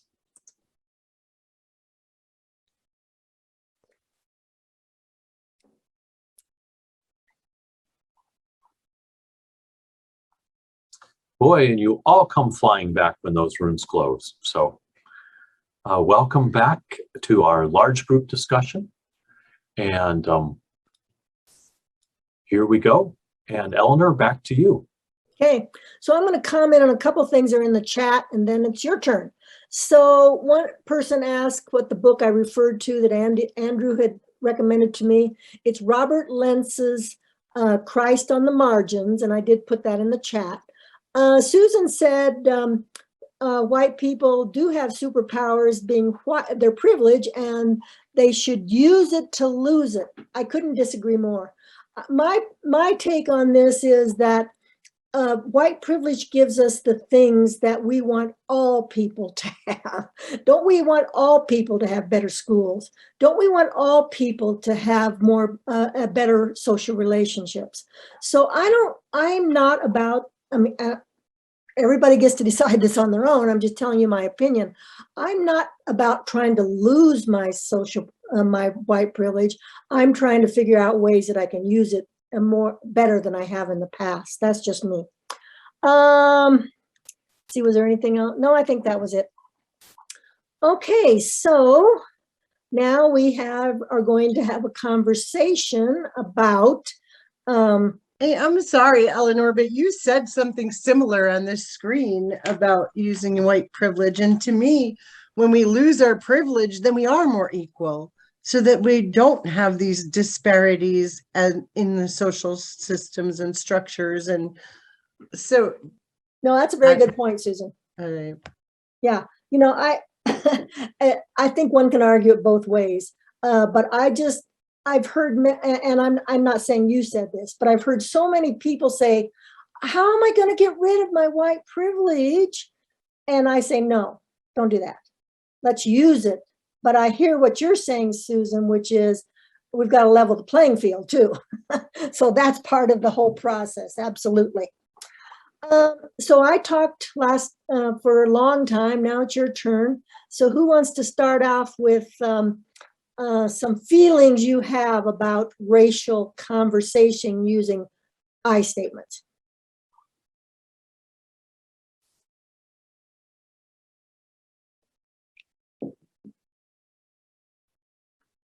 I feel uncomfortable.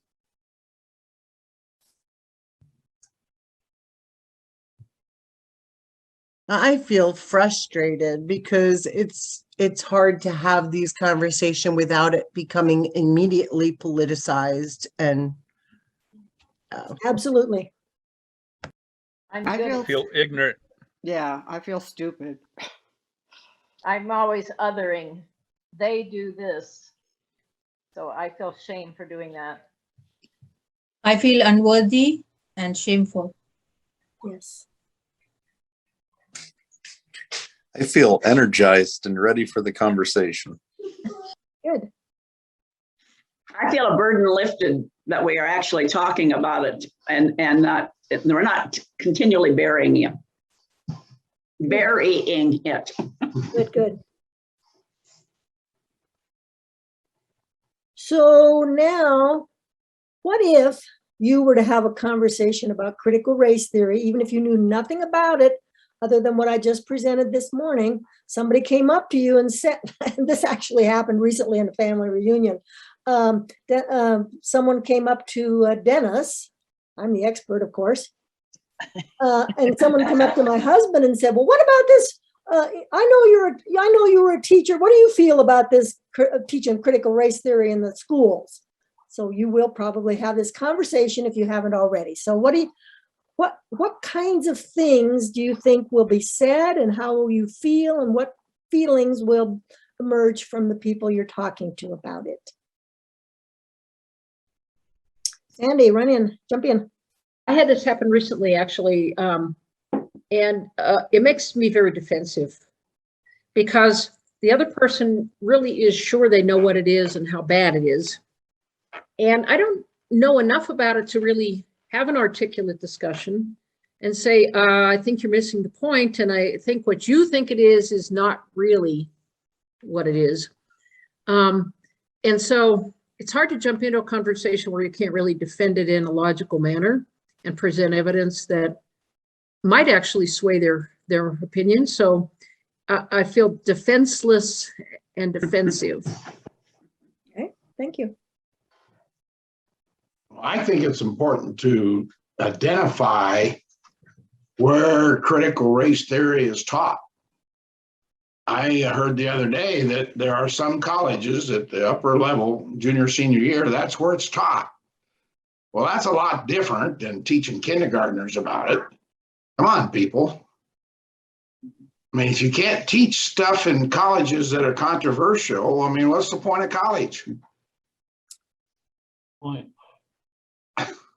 Since I'm from Iowa, a woman wrote a program for the Waterloo High School, which is predominantly Black.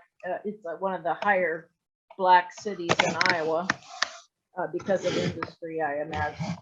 But it was publicized quite a bit in the newspaper and on television about what it actually was, and people immediately jumped to sides on it. Yeah, had a lady come by my front door in Wichita, and she was campaigning for her husband, who was running for the school board. And that was the only thing she was saying was that, you know, we have 4 children in elementary school, and they are being exposed to this. You know, they're teaching. They want to teach her. I don't know if she said are or want to teach critical race theory. And I'm like the other person who spoke, don't know enough about it. I didn't think it was being taught at that level, but I did sort of just gently question her about some parts of it, and saying, well, she talked about something that we had done in our history that they were going to tell about. And I said, well, you know, we did do that here in the US. And she said, yes, but, and she went on. So that was all I said. Well, you know, I didn't keep her around. I just said, I'll think about what you said. Yeah, let me respond to a couple things you said, Trevo, which I think are really important. Now I think I probably forgot what they are. It is important. I know my propensity when someone comes to the door is to get rid of them as quickly as possible. That's how I do this. But I do think it's important that when we're going to have these kind of intense conversations, and they are intense, that we develop a relationship. It's not just some random person that is showing up at our door. And I know when you were talking about Sandy, you were talking about a particular person who you are in relationship with, and that makes it more difficult. The other thing I think you can always say is,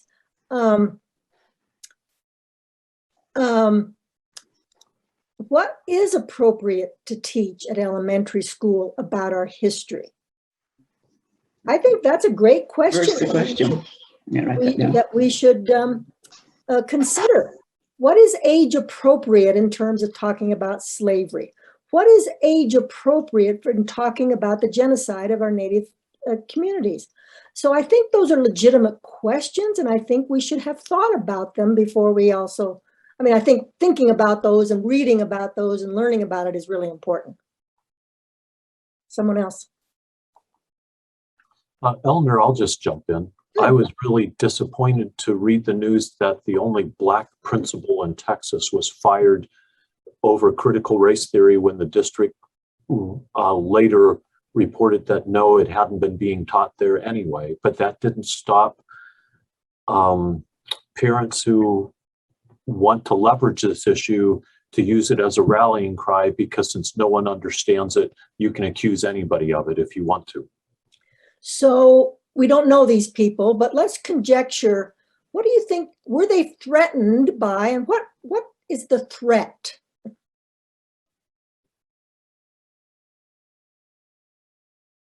Perhaps the threat is a Black principal leading a mostly white school. I don't know that it was, but if that was the case, or a largely white school, which is in most cases.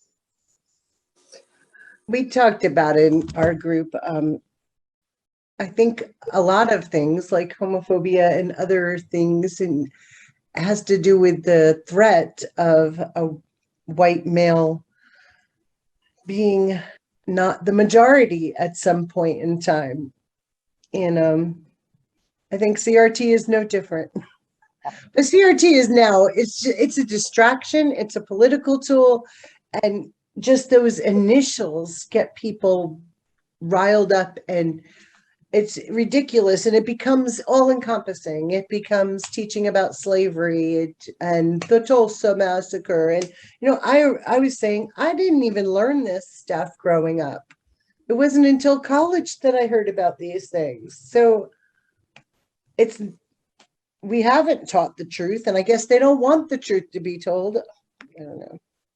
Well, I think just to be fair, and I don't know anyone who feels strongly about CRT, and it should not be taught in the schools. But to be fair, I think of it a lot like back in my day when schools tried to teach sex. And people went, oh, no, if you teach about, and some people are still doing this, if you teach about sex, then they're going to go out and do it, And I think there might be some similarities. I think it's a good analogy, because I think some people feel like if we really teach kids about our history with racial groups, they won't be able to deal with the feelings. And if we don't prepare them, they won't. So those people will be correct. That's my thought anyway. What's your Our country is getting afraid of dealing with truth and facts.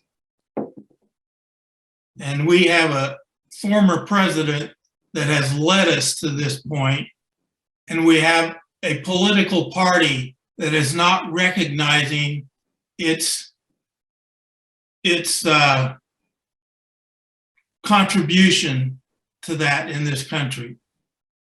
So we can't talk about truth, and we can't talk about what's real. I agree with you, Kent. And I think that the former president is a symptom, not the cause. All of these feelings that were uncovered through these political campaigns in the last few years were there. They were uncovered. And so our racial history, I think what is happening is that we're ripping the Band-Aid off the sore of race. And we're beginning to see that there's a lot of things that need to be healed. And I think we're not wanting to do that very well. The thought just occurred to me that maybe we're afraid that the people who have been the subject of all of this, these atrocities, may not know what happened, and they might learn what happened and then come back to do something back to us. I don't know. That thought just occurred to me. I've always had that feeling. I think the people of color know what's been done to them, but I think white people are afraid that they're going to have done to them what we've done to people of color. That's certainly not my experience as I talk to people of color. They want to live in a society that's healthy and violence-free, and just like many of us are. But I do think there's a part of that fear. I'm in a book club.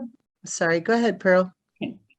Well, one of the things that adds another layer to this, I think, is that just recently I had someone in my congregation who was not active, who wrote an email wanting to disengage from the congregation because of the fact that we were teaching in our congregation Marxist critical race theory, so that Marxist added another layer, I think, to the criticism and the fear. Yes, Absolutely. It's always brought up that it's communist. Well, I'm in this book club with Catherine Hayhoe's book, and she wrote a new book called Saving Us. And, it's about climate change, but I think it could really relate to this as well.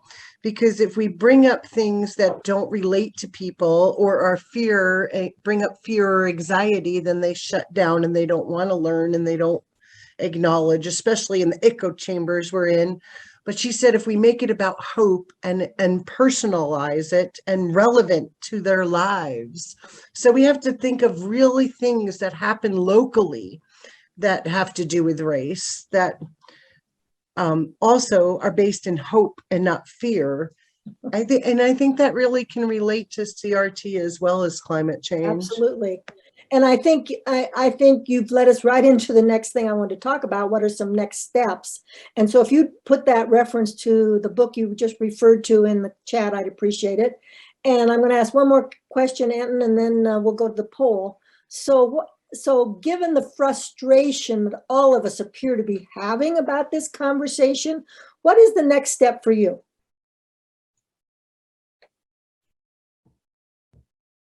So I cheated. I took your slide of the is and is not, and I typed it in, and I'm going to put that piece of paper in my wallet for the next time I have this discussion with somebody. I'll say, well, here, this is what it's really about.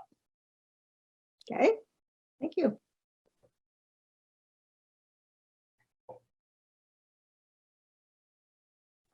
Educate myself. Tomorrow at our McPherson Church of the Brethren, we're having our fall forum. And one of the topics is adopting a statement about working for racial justice.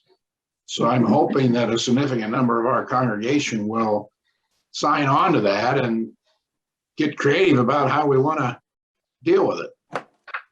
Maybe a good starting point would be to have everybody that's interested look at this recording of this discussion we're having today. A lot of people have shared some good thoughts. And I think that's valuable, but what think it's valuable is also for people in relationship, like in a church, to sit down and have this kind of conversation amongst themselves. And I think that's really important. But the questions are what are important and what the context you set in order to have those conversations. So, Eleanor, are we ready for the poll? This is going to move us in a little bit different direction, but take the poll first and then we'll talk. Okay, friends, this is going to be like a 7-question poll. Most of them are one choice answers, but a few are you can choose as many as apply. And so here's the poll, and just take your time to go down through and make sure you scroll down. And at the very bottom, you should be able to make sure that you have all of your answers there to submit.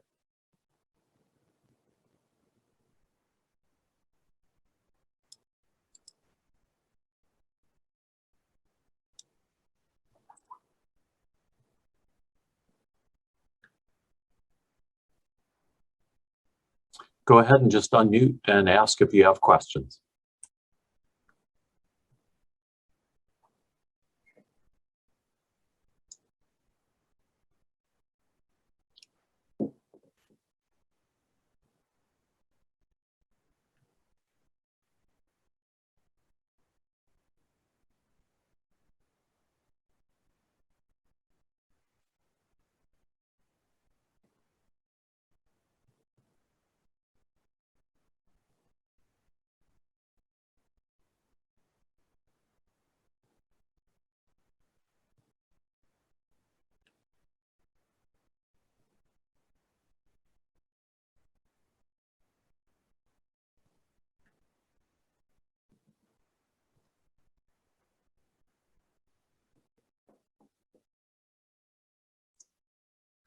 So far, 13 of you have fully completed the poll.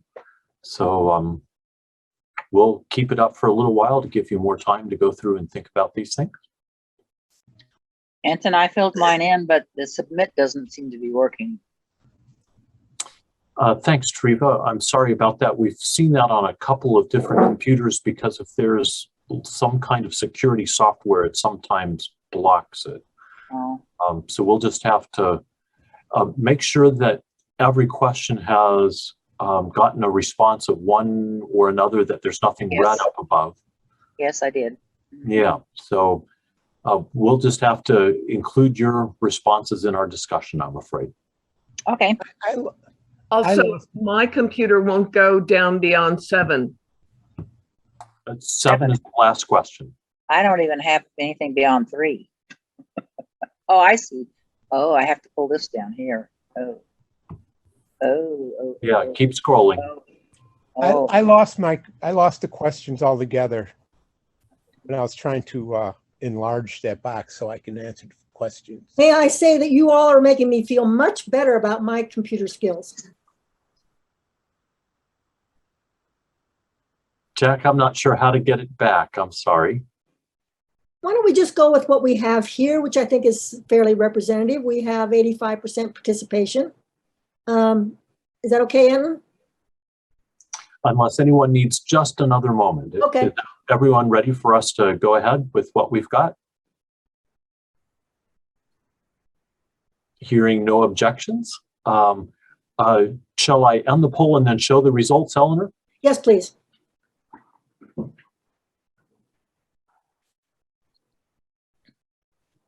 So I'll just run through these. What I want to talk about with the time we have left, which is only about 20 minutes, is how to do online ministry, because I think this is really important in light of the kind of topics we've had this today. So 90% of you all use Zoom. 90% of you are doing hybrid right now. And I think this is really good. 72% of you say that you have a person that's responsible for online ministry. That's fantastic. And then what your congregation uses in terms of social media, 83% have a website, 79% have Facebook, and 40% use YouTube. Remember, you can select all you wanted to there. Nobody's using Twitter or Snapchat. 7% are using Instagram, and we don't know what the other is, but some of you are also using something else. And your website, generally speaking, for just a little over half of you, a little over 65%, have equal words and images. And we'll talk about that in a minute. But I think these are the ones I really wanted to emphasize. Would a visitor to your website know that you are working on social justice? More of you said no than yes, although it was very close.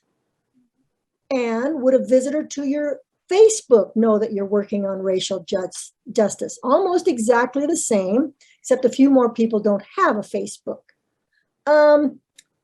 So I'm going to stop sharing. No, I'm going to leave it up and let anybody say anything they'd like to about what our poll says about us as Christians reaching out to the world, which, by the way, uses lots of social media.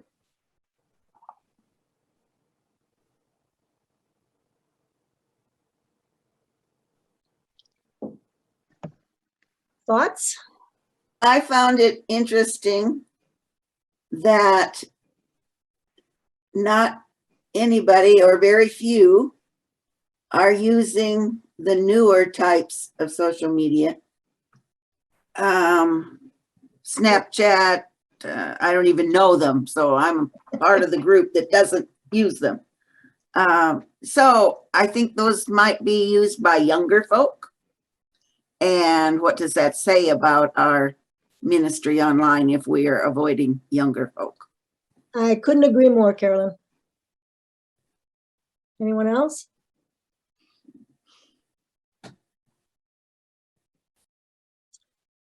Okay, anybody say anything they want to? I'm going to bring my slides back up, but go ahead and comment if you choose to. I think part of the reason that we don't use Twitter and some of those other things like Snapchat is that they're so easily hacked and that they're not safe to be on. So we try to stay with the stable ones. Fair enough.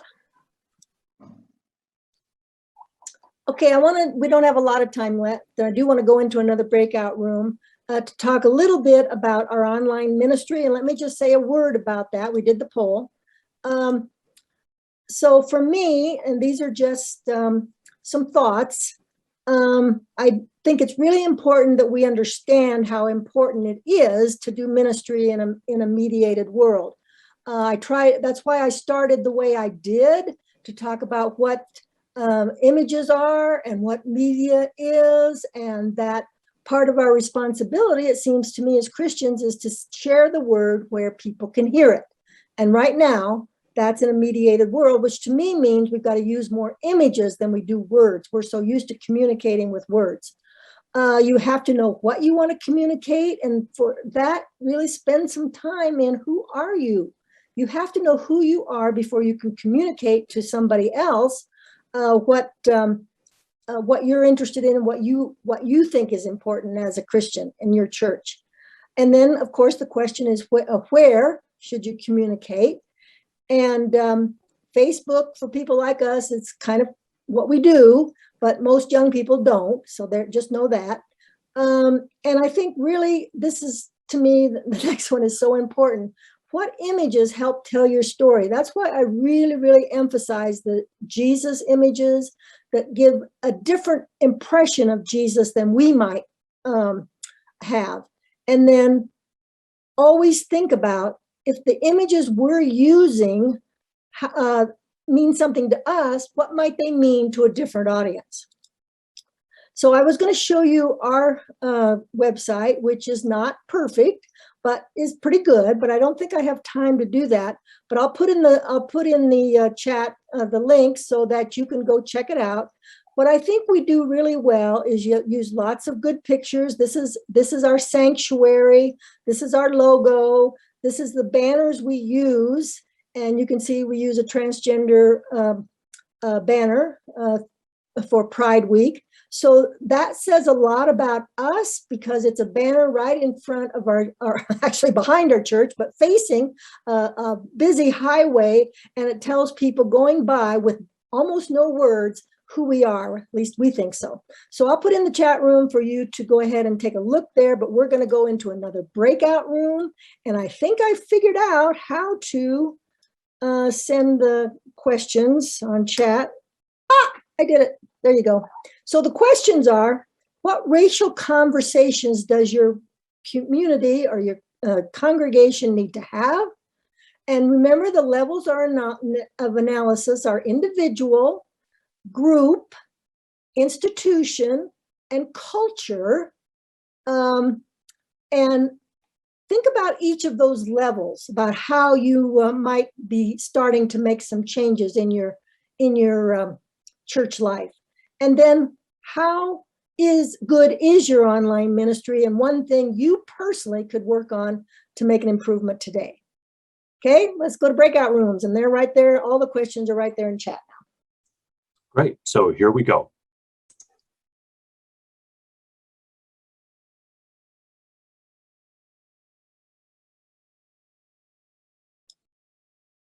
Okay, friends, welcome back. I'm glad that we've been able to have this breakout time. And Eleanor, I think we're back to you again. Well, I'm going to start with the wrap up, which I know doesn't sound right, but what I wanted to end with, and then I'm going to turn off my slideshow so we can finish out with the conversation, is mentioning these books.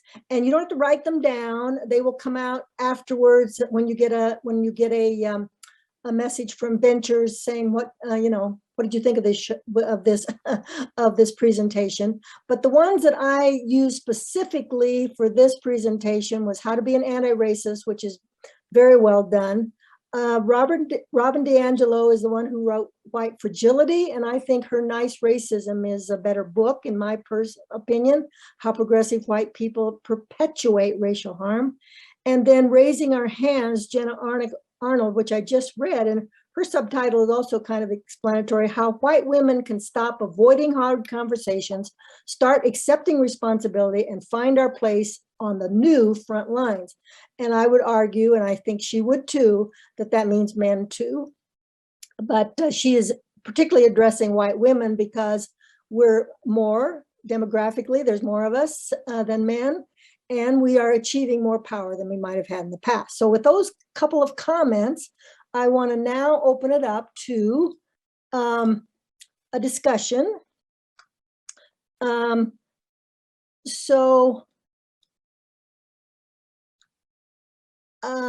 I also put in chat of the example of a church website that is my church is there if you want to go.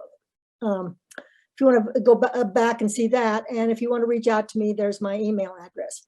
So I think in the time we have left, which isn't much, we have about 8 minutes. I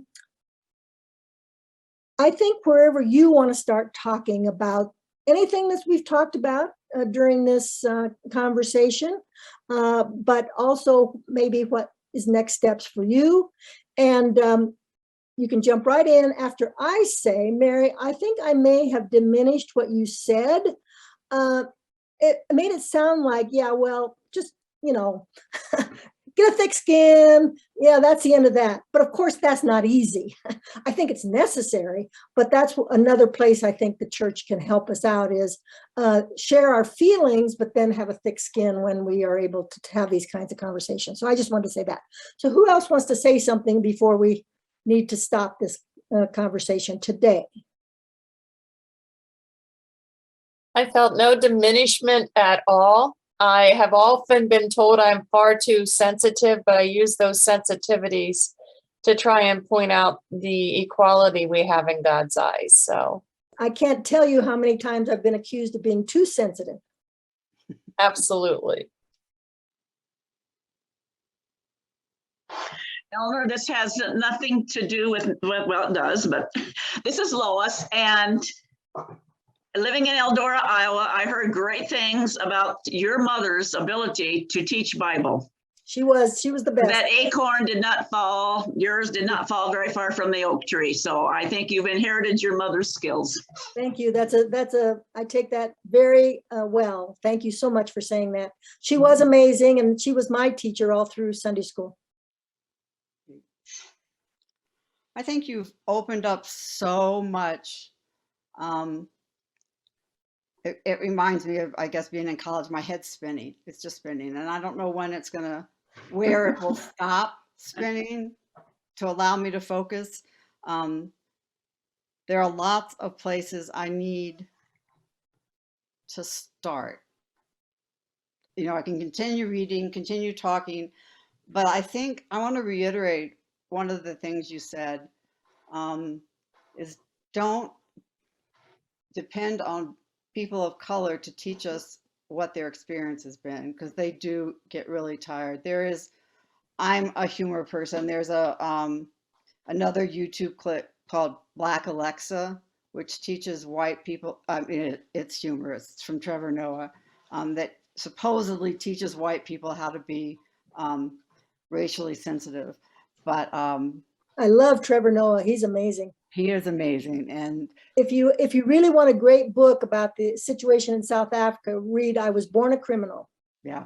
Oh, it's brilliant, because he was born biracial in South Africa when apartheid was still a part of the country. And if you don't know, Trevor Noah is an amazing humorist and does the Tonight Show. That's not right. The Daily Show.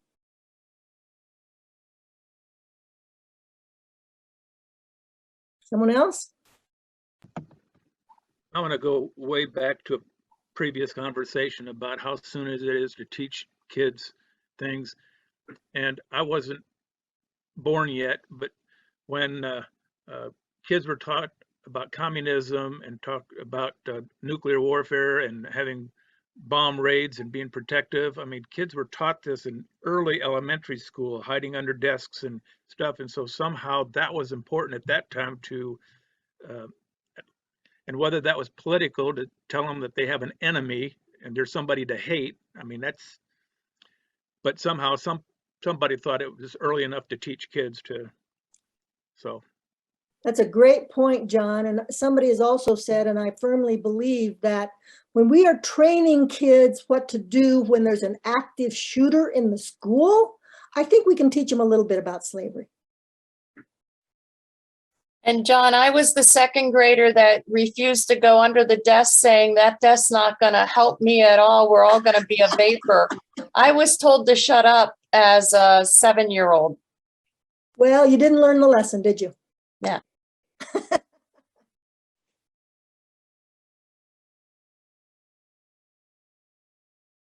Other final thoughts? Or Eleanor, one thing I'm taking with the power of the imagery, and as I look at my own church, Elizabethtown Church, very, very progressive, but outside it's just a brick church with good landscaping.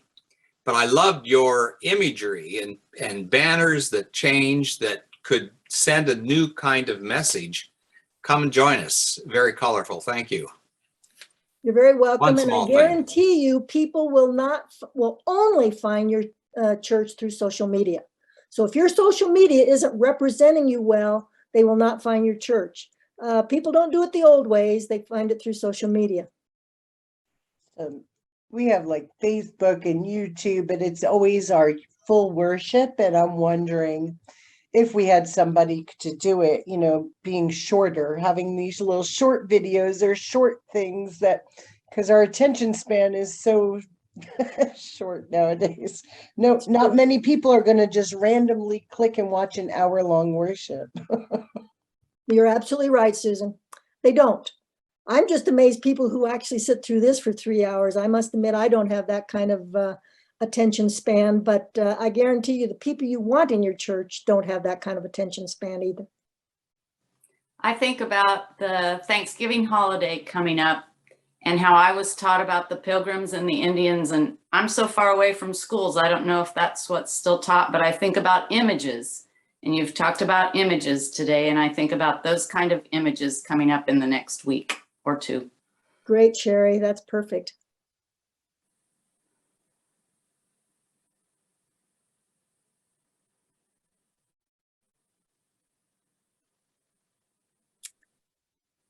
Well, I'm just going to say I had a heck of a good time today, and thank you all for participating so well. Great questions.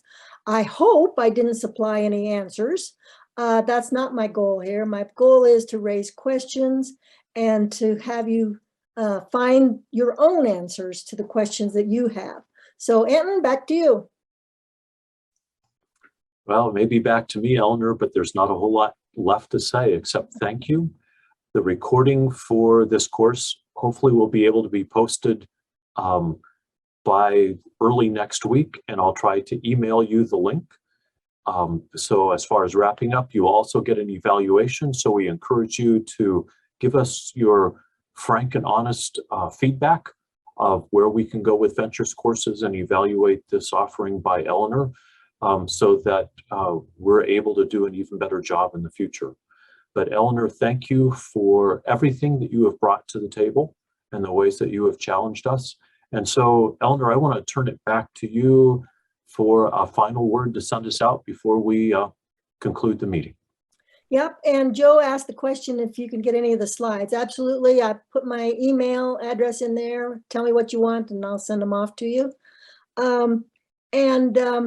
Yeah, unfortunately, Monica was not feeling well today, but she's the liaison with McPherson College and such a wonderful person. If you don't know her, you should, and get to know her. There's all kinds of ways, but she's a big thanks to Monica because she does all the coordination along with Kendra, who's also at McPherson College.